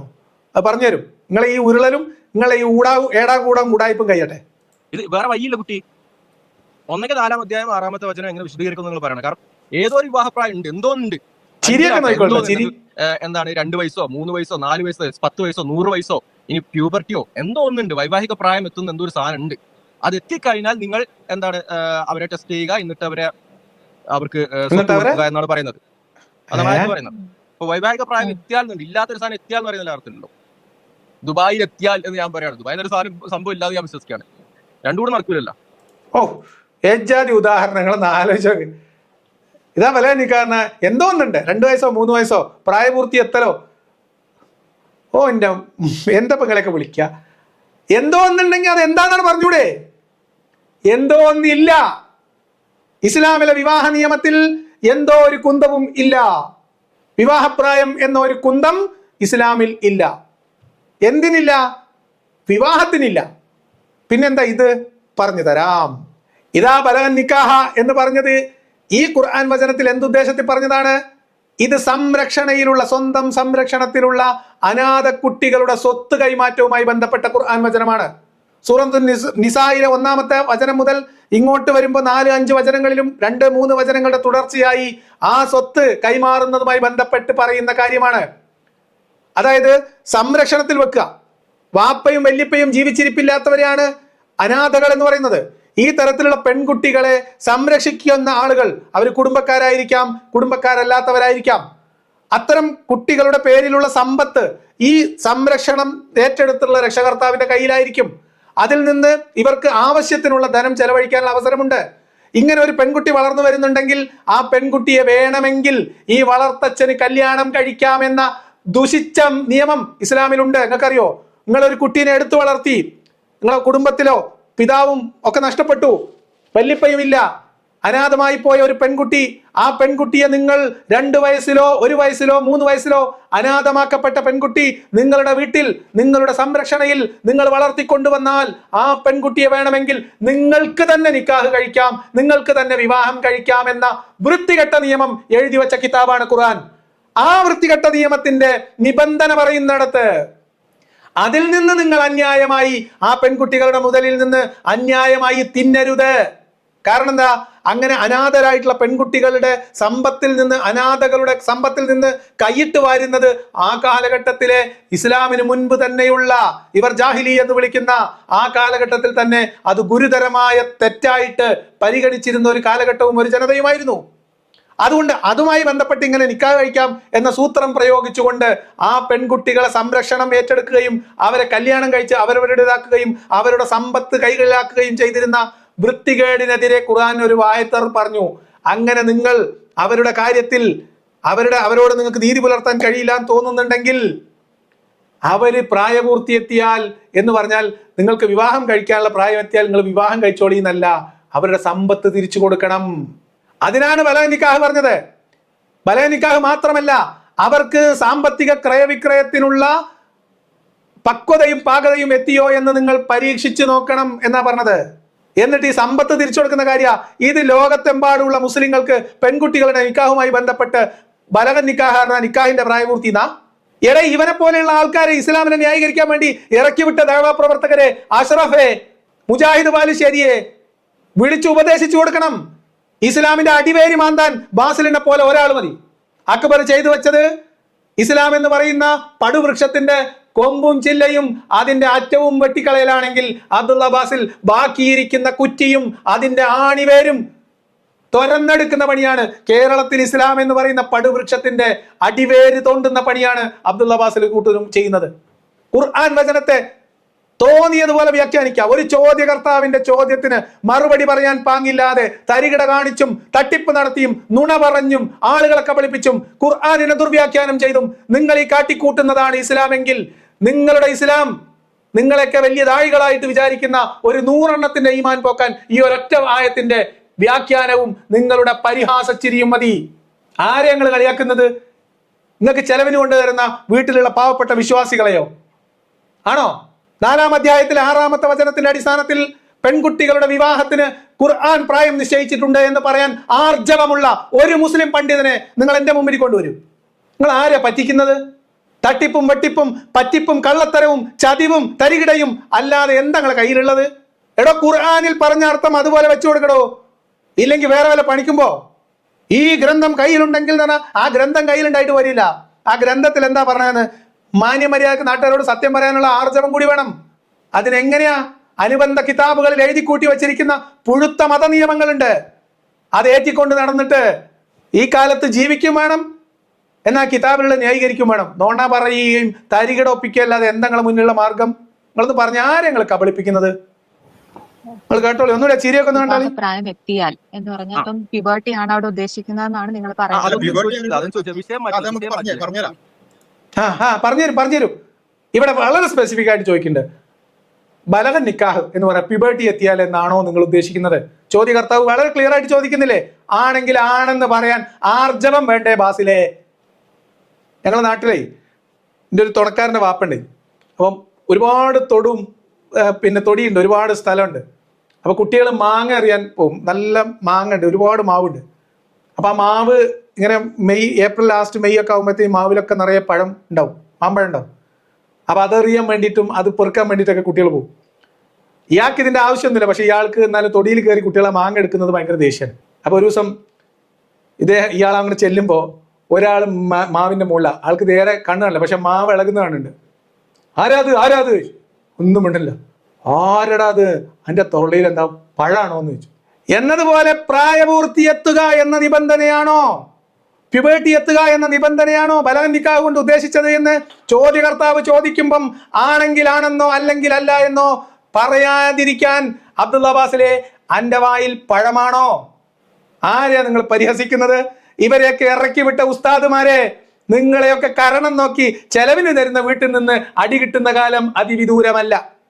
ഈ ജാതിയാണ് ഇസ്ലാമിക സംരക്ഷണത്തിന് നിങ്ങൾ പുലിക്കുട്ടികൾ എന്ന വ്യാജേന ഈ പെരിച്ചാഴിക്കുട്ടികളെ പുറത്തിറക്കി വിട്ടിട്ടുള്ളതെങ്കിൽ അത് ഇസ്ലാമിന്റെ അടിവേര് തുരന്ന് മാന്തി അവസാനിപ്പിക്കും. ഒരു സംശയ കാര്യത്തിലില്ല. പക്ഷെ എന്തോ വിവാഹപ്രായം ഉണ്ട് എന്ന് മനസ്സിലായോ? അത് ഏതാണെന്നുള്ളതാണല്ലോ ക്വസ്റ്റ്യൻ. ഏതാണോ എന്നുള്ളത് ചർച്ച ചെയ്യാം. എന്ത് ചർച്ചയാണ് ബാസിലാണ്? പറഞ്ഞു കൊടുക്ക് ഏതാണെന്ന്. ഓല ഈ പുസ്തകം വായിച്ചാൽ പറഞ്ഞു കൊടുത്തോട് ഏതാണെന്ന് ചർച്ച ചെയ്യാമെന്നാ. ഞാൻ എന്നിട്ട് ഇവിടുന്ന് അങ്ങോട്ട് ബാക്കി കേട്ടു. ഏതാണെന്ന് ഓലെങ്ങാനും പറയുന്നുണ്ടോന്ന് ഒന്നും പറയുന്നില്ല. നിങ്ങൾ കേട്ടോളി ബാക്കി. നിങ്ങൾ പറഞ്ഞു വളരെ കോൺഫിഡന്റ് ആയിട്ടാണ് നിങ്ങൾ പറഞ്ഞതൊന്നും ശരിയല്ല. ഞാൻ പറഞ്ഞുതരാം നിങ്ങൾക്കുള്ള കാര്യം. ഇസ്ലാം എന്താ ഞാൻ പറഞ്ഞുതരാന്ന് പറഞ്ഞിട്ട് പറഞ്ഞതാണ്. ഇസ്ലാമിൽ വിവാഹപ്രായമൊന്നുമില്ല. ഞങ്ങളിവിടെ ബലഗുൻ നിക്കാഹ് എന്ന് പറയുന്ന ആയത്ത് അങ്ങോട്ട് തന്നു. വിവാഹപ്രായം ഇവിടെ ബലഹുൻ നിക്കാഹ് കൊണ്ട് ഉദ്ദേശിക്കുന്നത് 2 കാര്യങ്ങളാണ്, 2 പോസിബിലിറ്റീസ് ഉള്ളത്. ഒന്നെങ്കിൽ പോസിബിലിറ്റീസാ? ഒരു ബലഗൻ നിക്കാഹ് എന്നത് കൊണ്ട് 2 പോസിബിലിറ്റീസാ? ശരി പറയും, കേക്കട്ടെ, ഞങ്ങൾ കേക്കട്ടെ. ഉദ്ദേശിക്കുന്നത് കോൺട്രാക്ട് ആണ്, അല്ലെങ്കിൽ അത് വൈവാഹിക ബന്ധമാണ്. അതെന്താ നിങ്ങൾക്ക് വലിയ നിശ്ചയല്ലേ? ബലഗൻ നിക്കാഹ് എന്ന് പറഞ്ഞാൽ അത് കോൺട്രാക്ട് ആണോ? കോൺട്രാക്ടിന് പ്രായം വേണ്ടാന്ന് നേരത്തെ ബാസിലിക്ക പറഞ്ഞില്ലേ? പിന്നെ എവിടുക്കാണ് സാധനം ഈ പിന്നെ ബലഗൻ നിക്കാഹ് പറഞ്ഞാൽ എയ്തർ കോൺട്രാക്ട് ഓർ കൺസ്യൂമേഷൻ എന്ന് പറഞ്ഞിട്ട് വരുന്നത്? ഒന്നുകൂടി കോൺട്രാക്ട് എന്ന് പറഞ്ഞാൽ ഞങ്ങൾക്ക് ബോണസ്. കാരണം കോൺട്രാക്ടിന് പ്രായം വേണ്ട നമ്മൾ വിചാരിക്കുന്നത്, കോൺട്രാക്ടിനും പ്രായം വേണമെന്ന് സമ്മതിക്കേണ്ടി വരും. അതല്ല ഓച്ചോടോ, കോൺട്രാക്ടിന് പ്രായം വേണ്ടാന്ന് ഞങ്ങൾ സമ്മതിച്ചിട്ടുണ്ട്. ഇനി ഇത് ബലഗൻ നിക്കാഹ് 2 പോസിബിലിറ്റി ഉള്ളൂ. ഒന്നുകിൽ അത് കോൺട്രാക്ട് ആണ്, അത് പറഞ്ഞാൽ ഞങ്ങൾക്ക് അഡീഷണൽ ബോണസ് ആണ്. കാരണം ഞങ്ങൾ പറഞ്ഞതിന്റെ അപ്പുറത്തേക്ക് ഇസ്ലാമിൽ നിയമമുണ്ട്, നിങ്ങൾ സമ്മതിക്കേണ്ടി വരും. ഓ, വല്ലാത്തൊരു പേടിപ്പിക്കൽ തന്നെ. പൊന്നാര ഷാനു കൊള്ളട്ടെ. വൈവാഹിക ബന്ധമാണ് അവിടെ ഉദ്ദേശിക്കുന്നതെങ്കിൽ ഞങ്ങൾ പറഞ്ഞതിനോട് 100% നിങ്ങൾക്ക് യോജിക്കേണ്ടി വരും. ഇത്ര ഒന്നും കഷ്ടപ്പാടില്ലല്ലോ. ആ ബലഗൻ നിക്കാഹ് എന്ന ഖുർആൻ വചനം കൊണ്ട് ഉദ്ദേശിച്ചത് എന്താണ്? പ്യൂബർട്ടി എത്തലാണോ? 5 വയസ്സാണോ? 15 വയസ്സാണോ? ഞാൻ നിങ്ങൾക്ക് പറഞ്ഞുതരാം. ഈ പ്രായം കൊണ്ട് ബലഗൻ നിക്കാഹ് എന്നതുകൊണ്ട് ഉദ്ദേശിച്ചത് പ്യൂബർട്ടി എത്തുകയോ 15 വയസ്സ് തികയുകയോ ചെയ്യുക എന്ന ഇസ്ലാമിന്റെ പ്രായപൂർത്തിയുടെ ലക്ഷണങ്ങളാണ്. പക്ഷേ അത് നിക്കാഹുമായി ബന്ധപ്പെട്ട കാര്യമല്ല, കല്യാണവുമായി ബന്ധപ്പെട്ട കാര്യമല്ല. നോണ പറയാൻ ഉളുപ്പില്ലായ്മ എന്നുള്ളത് ഒരു ഭാഗത്ത്, സത്യം പറയാതിരിക്കാനുള്ള കുടിലതന്ത്രം മറുഭാഗത്ത്, ചോദ്യകർത്താവിനെ ഞോളാക്കി വിടാനുള്ള ഉളുപ്പില്ലായ്മ വേറൊരു ഭാഗത്ത്. നിങ്ങൾ കൊള്ളട്ടോ മക്കളെ, അത് അംഗീകരിക്കേണ്ടി വരും. ഞങ്ങൾ എന്ത് വേണേലും അംഗീകരിക്കാം. നിങ്ങളൊന്ന് പറയോ?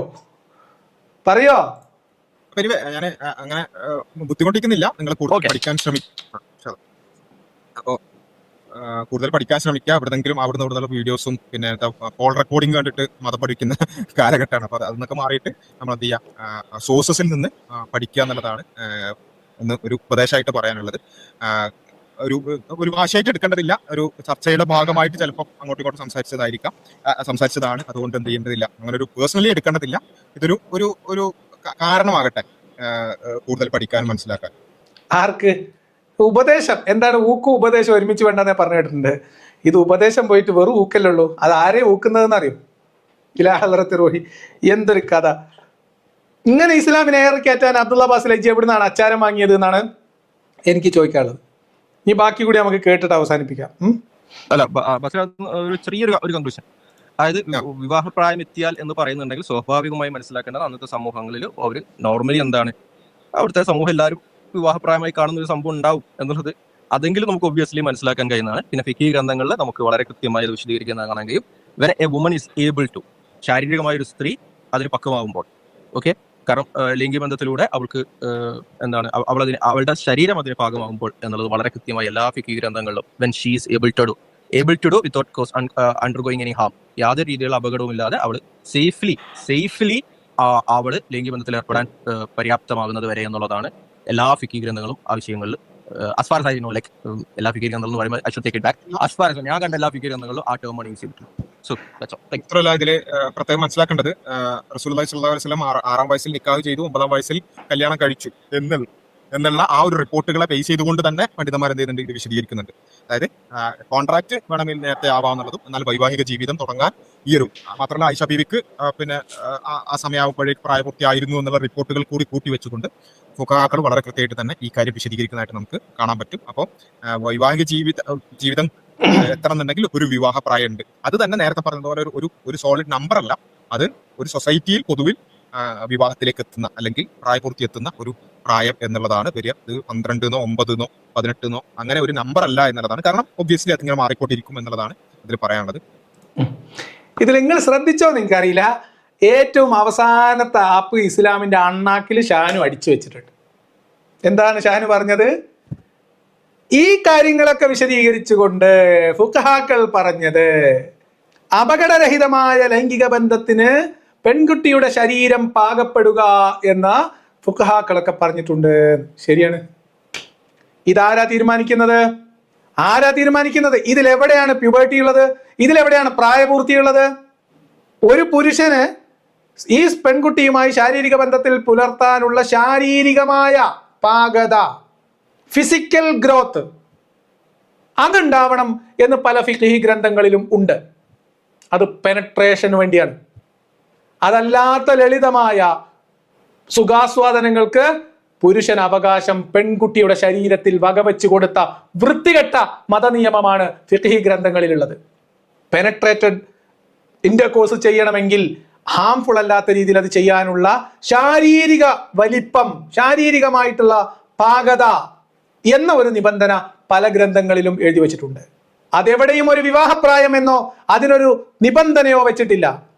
അവർക്ക് പ്രായപൂർത്തി എത്തണമെന്ന്, അവർക്ക് പിന്നെ എന്താ പറയാ, ഈ റീപ്രൊഡക്റ്റീവ് മെച്യൂരിറ്റി എത്തണമെന്ന്, ഇസ്ലാമിന്റെ ഭാഷയിൽ പറഞ്ഞാൽ അവർ ബുലൂഗാവണം എന്ന്, എല്ലാവർക്കും മനസ്സിലാവുന്ന ഭാഷയിൽ പറഞ്ഞാൽ അവൾ ഋതുമതിയാവണം എന്ന് ഒരു നിബന്ധനയും ഒരു നിയമവും ഇസ്ലാമിന്റെ ഒരു ഗ്രന്ഥത്തിലും എഴുതി വച്ചിട്ടില്ല എന്ന പൂർണ്ണ അറിവുണ്ടായിട്ടാണ് ഇവർ ഈ തരികിട മൊത്തം കാണിച്ചത്.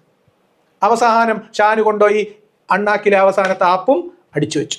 അപ്പൊ പുരുഷന് സ്ത്രീ ശരീരം ഉപയോഗിക്കാനുള്ള ശാരീരിക വലിപ്പം പെൺകുട്ടിക്കുണ്ട് എന്ന് പെൺകുട്ടിയുടെ പിതാവിനോ പിതാമഹനോ തോന്നിയാൽ പെൺകുട്ടിയെ പുരുഷൻ ആവശ്യപ്പെട്ടാൽ പുരുഷന്റെ കയ്യിൽ ഏൽപ്പിച്ചു കൊടുക്കണം എന്നാണ്. ശാരീരിക ആവശ്യ പൂർത്തീകരണത്തിന് പാകതയെത്താത്ത പ്രായത്തിൽ ഈ പെൺകുട്ടിയെ പുരുഷന്റെ ശാരീരിക ആവശ്യങ്ങൾക്ക് വേണ്ടി വിട്ടുകൊടുക്കാത്ത കാലത്തോളം നിക്കാഹിലൂടെ ഭാര്യയ്ക്ക് ബാധകമാകുന്ന ഒരു ചെലവും കൊടുക്കാൻ ഈ ഭർത്താവിന് ബാധ്യതയില്ല. നിങ്ങൾ എന്ത് കിതാബിനെ കുറിച്ചാണ് പറയണേ? ഇതായിരിക്കുന്നു ഫത്ഹുൽ മുഈൻ, ഇതായിരിക്കുന്നു നിങ്ങളുടെ ഫിഖ്ഹുസ്സുന്ന. എല്ലാ വൃത്തികേടും ഒരു ഉളുപ്പില്ലാതെ മലയാളത്തിൽ എഴുതി വെച്ച ഉംദത്തുസ്സാലിക്കും ഇതാ എന്റെ കയ്യിലുണ്ട്. ഇതൊക്കെ വായിച്ചു നോക്കണം. പിഞ്ചുബാലികമാരുടെ ശരീരത്തിൽ സുഖാസ്വാദനത്തിനുള്ള ഹുക്മ് തരയുന്ന വൃത്തികേടിന്റെ പേരാണ് ഇസ്ലാമിക ഫിഖ്ഹ്, ഇസ്ലാമിലെ വൈവാഹിക ജീവിതം.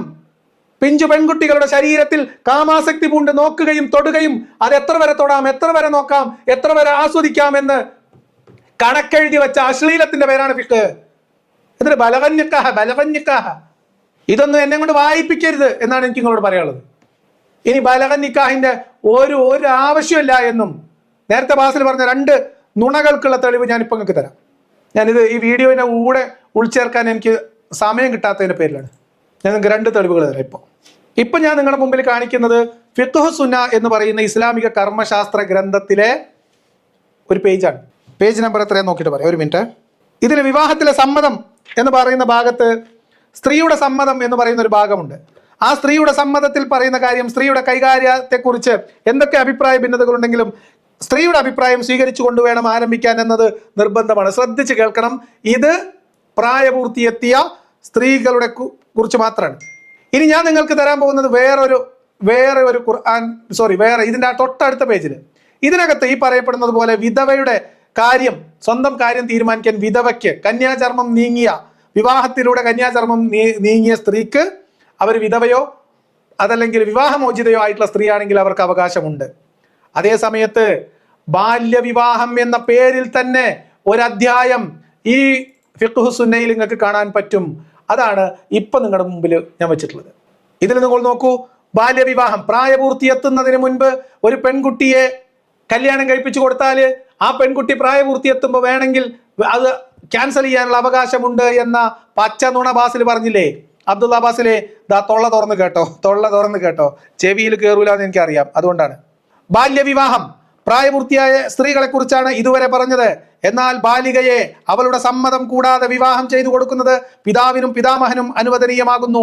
കാരണം അവൾക്ക് അഭിപ്രായ പ്രകടനത്തിനുള്ള പാകതയില്ല. അവളുടെ താല്പര്യം പരിഗണിക്കുകയും അത് പരിരക്ഷിക്കുകയും ചെയ്യുന്നവരാണ് പിതാവും പിതാമഹനും. ഉദാഹരണം കേട്ടോ, തെളിവ് കേട്ടോ. അബൂബക്കർ തന്റെ പുത്രി ഉമ്മുൽ മുഅ്മിനീൻ ആയിഷ റായെ ബാലികയായിരിക്കെ അവരുടെ സമ്മതമാരായാതെ നബിക്ക് വിവാഹം ചെയ്തു കൊടുക്കുകയുണ്ടായി. എന്തുകൊണ്ടെന്നാൽ അവരുടെ സമ്മതം പരിഗണനീയമാവാൻ മാത്രം പ്രായം അവർക്കുണ്ടായിരുന്നില്ല. അങ്ങനെ വിവാഹം ചെയ്തു കൊടുക്കപ്പെടുന്ന ബാലികമാർക്ക് പ്രായപൂർത്തിയെത്തിയാൽ അക്കാര്യത്തിൽ സ്വാതന്ത്ര്യമുണ്ടായിരിക്കുന്നതല്ല. ആരെയാണ് ബാസിലെ നീക്കുന്നത്? ഈ ഹദീസ് കാണാത്തവൻ, നിങ്ങൾ അവിടെ വെച്ചിട്ടുള്ള 2096 ഹദീസ് കാണാത്ത ഒരു മൊയന്ത് കാക്ക എഴുതിയതാണോ ഫിഖ്ഹുസ്സുന്ന? ആരെയാ ബാസിൽ കബളിപ്പിക്കുന്നത്? ആരെയാ പറ്റിക്കാൻ നോക്കുന്നത്? ഇനി ഇതിന്റെ തൊട്ട് താഴേക്ക് വായിച്ചു കഴിഞ്ഞാൽ പിതാവിനും പിതാമഹനുമാണ് ഇങ്ങനെ ഒരു സമ്മതവും ആരായാതെ പെൺകുട്ടീനെ കല്യാണം കഴിക്കാനുള്ള അവകാശം. അതല്ലാത്ത ആളുകൾ ആണ് ഇപ്പം വലിയായിട്ട് നിന്നിട്ട് വിവാഹം ചെയ്യുന്നതെങ്കിൽ പെൺകുട്ടിക്ക് സമ്മതം ആവശ്യമുണ്ട്, പെൺകുട്ടിയുടെ സമ്മതം ആവശ്യമുണ്ട്. ഇനി അല്ലെങ്കിൽ പെൺകുട്ടിയുടെ സമ്മതമില്ലാതെ നടന്ന വിവാഹമാണെങ്കിൽ അത് അസാധുവാക്കാനും ആവശ്യമുണ്ട്. പക്ഷെ വാപ്പയും വല്യപ്പയാണ് വലിയായിരുന്നതെങ്കിൽ അവിടെ ഒരു ഓപ്ഷനും പെൺകുട്ടിയുടെ മുമ്പിൽ ഇല്ല എന്നുള്ളതാണ് വസ്തുത. ഇനി അടുത്തത് വലിയ സംഭവം എന്താണ്?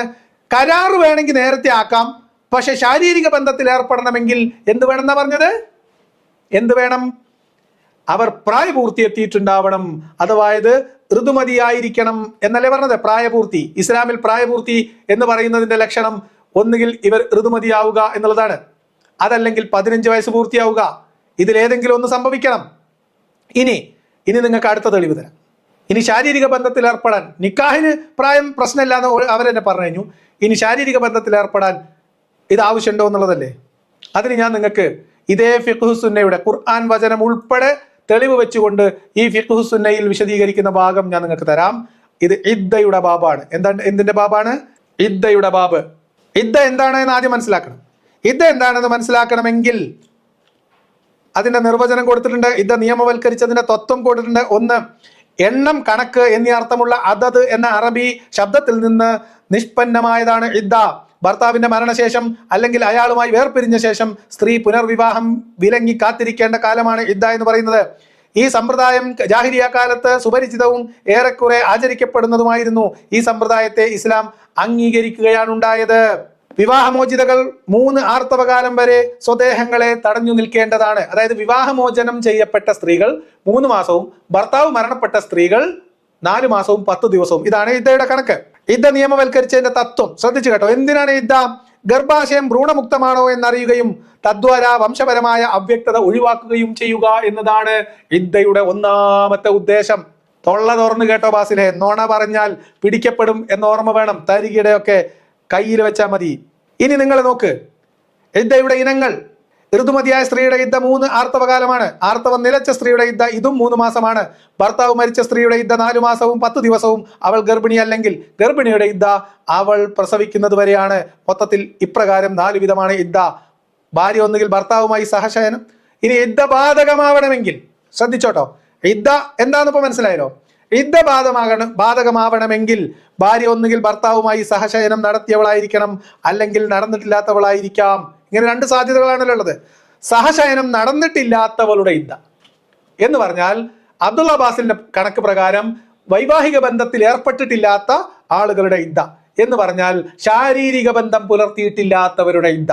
അതെത്രയാ? ഒന്ന് നോക്കിക്കോളിട്ടോ, നല്ല കേട്ടോളി. സഹശയനം നടക്കുന്നതിന് മുൻപ് വിവാഹമോചിതയായ അവൾ ഇദ്ദ ആചരിക്കേണ്ടതില്ല. എന്താ നിങ്ങൾക്ക് മനസ്സിലായത്? ശാരീരിക ബന്ധത്തിൽ ഏർപ്പെടുന്നതിന് മുമ്പാണ് വിവാഹമോചനമെങ്കിൽ ഇതാ 2ാമത്തെ കോളത്തിലുണ്ട്, വലത് സൈഡിലുണ്ട്. സഹശയനം നടന്നിട്ടില്ലാത്തവളുടെ ഇദ്ദ എന്ന് പറഞ്ഞാൽ അവൾ ഇദ്ദ ആചരിക്കേണ്ടതില്ല. ശാരീരിക ബന്ധത്തിൽ ഏർപ്പെട്ടിട്ടില്ലയോ ഇദ്ദ ആചരിക്കേണ്ടതില്ല. ഖുർആൻ വചനമാണ് തെളിവ്. സത്യവിശ്വാസികളെ, നിങ്ങൾ സത്യവിശ്വാസിനികളെ വിവാഹം ചെയ്യുകയും പിന്നീട് അവരെ സ്പർശിക്കും മുൻപായി മോചിപ്പിക്കുകയും ചെയ്താൽ നിങ്ങൾ എണ്ണിക്കണക്കാക്കാറുള്ള ഇദ്ദ നിങ്ങൾക്ക് വേണ്ടി ആചരിക്കാൻ അവർക്ക് ബാധ്യതയില്ല. എന്നാൽ സഹശയനത്തിന് മുമ്പ് ഭർത്താവ് മരിച്ചവൾ മറ്റുള്ളവരെ പോലെ ഇദ്ദ ആചരിക്കണം. ഇത് മരിച്ചാലാണ് കേട്ടോ. ഇനി ഇതിന്റെ അടുത്ത പേജിൽ കുറച്ചുകൂടി ക്ലിയർ ആയിട്ട് ഇതങ്ങോട്ട് പറഞ്ഞുതരും. കേട്ടോളൂ, ശ്രദ്ധിച്ച് വായിച്ചോളി. ആർത്തവമില്ലാത്തവളുടെ ഇദ്ദ ഇതാ കൊടുത്തിട്ടുണ്ട്. ആർത്തവം ഉണ്ടാവാത്തവരുടെ ഇദ്ദ 3 മാസമാണ്. ശ്രദ്ധിച്ച് കേൾക്കണേ. അടുത്ത സെന്റൻസ്, ഋതുമതിയായിട്ടില്ലാത്ത ബാലികയും. എന്താണ്? ഋതുമതിയായിട്ടില്ലാത്ത ബാലികയും ആർത്തവം നിലച്ച വലിയവർക്കുമാണ് ഇത് ബാധകമാവുക. എങ്ങനെയുണ്ട്? അപ്പൊ ശാരീരിക ബന്ധത്തിൽ ഏർപ്പെടുന്നതിന് മുമ്പാണെങ്കിൽ ഇത് ബാധകമല്ല. ശാരീരിക ബന്ധത്തിൽ ഏർപ്പെട്ടവരാണെങ്കിൽ അവർക്ക് ഋതുമതിയായിട്ടില്ലാത്ത ബാലികയാണെങ്കിലും 3 മാസം ഇദ്ദയിരിക്കുമാണ്. ഇതിനും ഖുർആൻ വചനമാണ് തെളിവ് വെച്ചിട്ടുള്ളത്. ആരെയാണ് ഉണ്ടാക്കാൻ നിങ്ങൾ പറ്റിക്കാൻ ആഗ്രഹിക്കുന്നത്? ആരെയാണ് നിങ്ങൾ പറ്റിക്കാൻ ശ്രമിക്കുന്നത്? ഇതിലും വിശദമായിട്ട് നിങ്ങൾക്ക് തെളിവ് വേണോ? ഇതിനെയൊക്കെ വളരെ വിശദമായി തഫ്സീർ എഴുതിയ ഗ്രന്ഥകാരന്മാരുണ്ട്.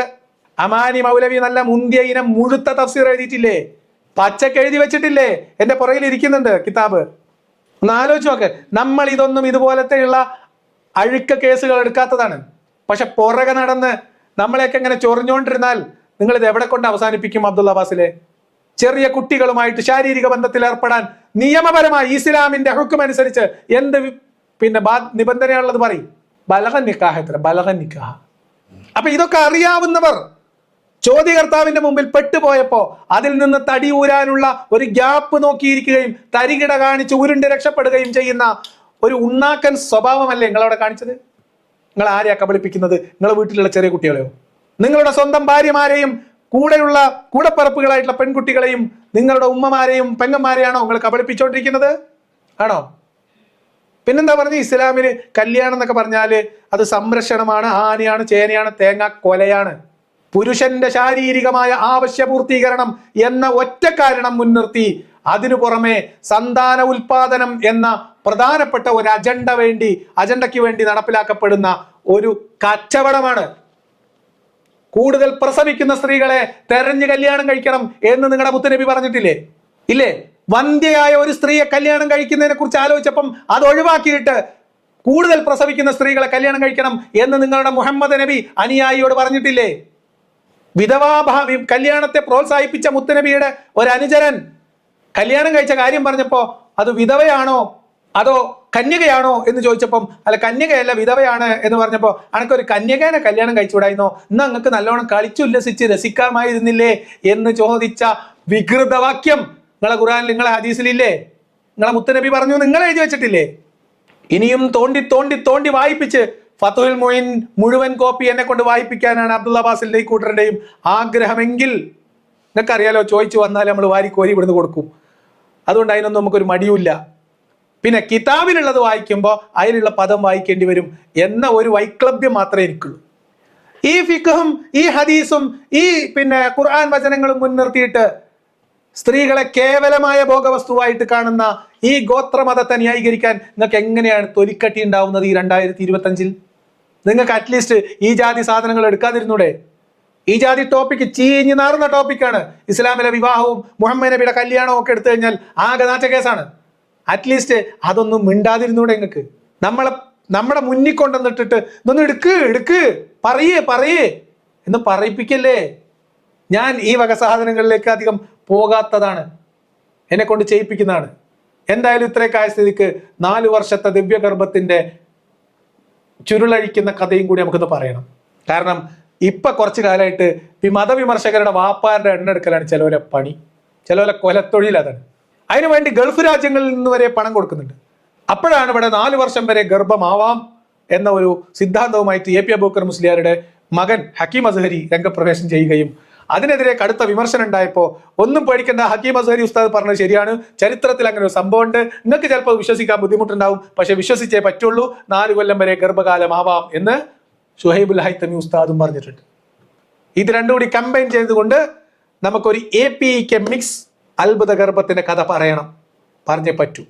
മതവിമർശനം നടത്തുന്നവന്റെ വീട്ടിലിരിക്കുന്ന ഉമ്മയെയും വാപ്പയെയും ഒക്കെ ഭത്സിക്കാൻ വരുമ്പോ ഇസ്ലാമിന്റെ ചരിത്രത്തിൽ ഞാൻ കഴിഞ്ഞ തവണ കോഴിക്കോട് പറയാൻ പോയപ്പോ ജബ്ബാർ മാഷിനെ തടഞ്ഞു പോയി, പറയലേ ഇരുന്നത്.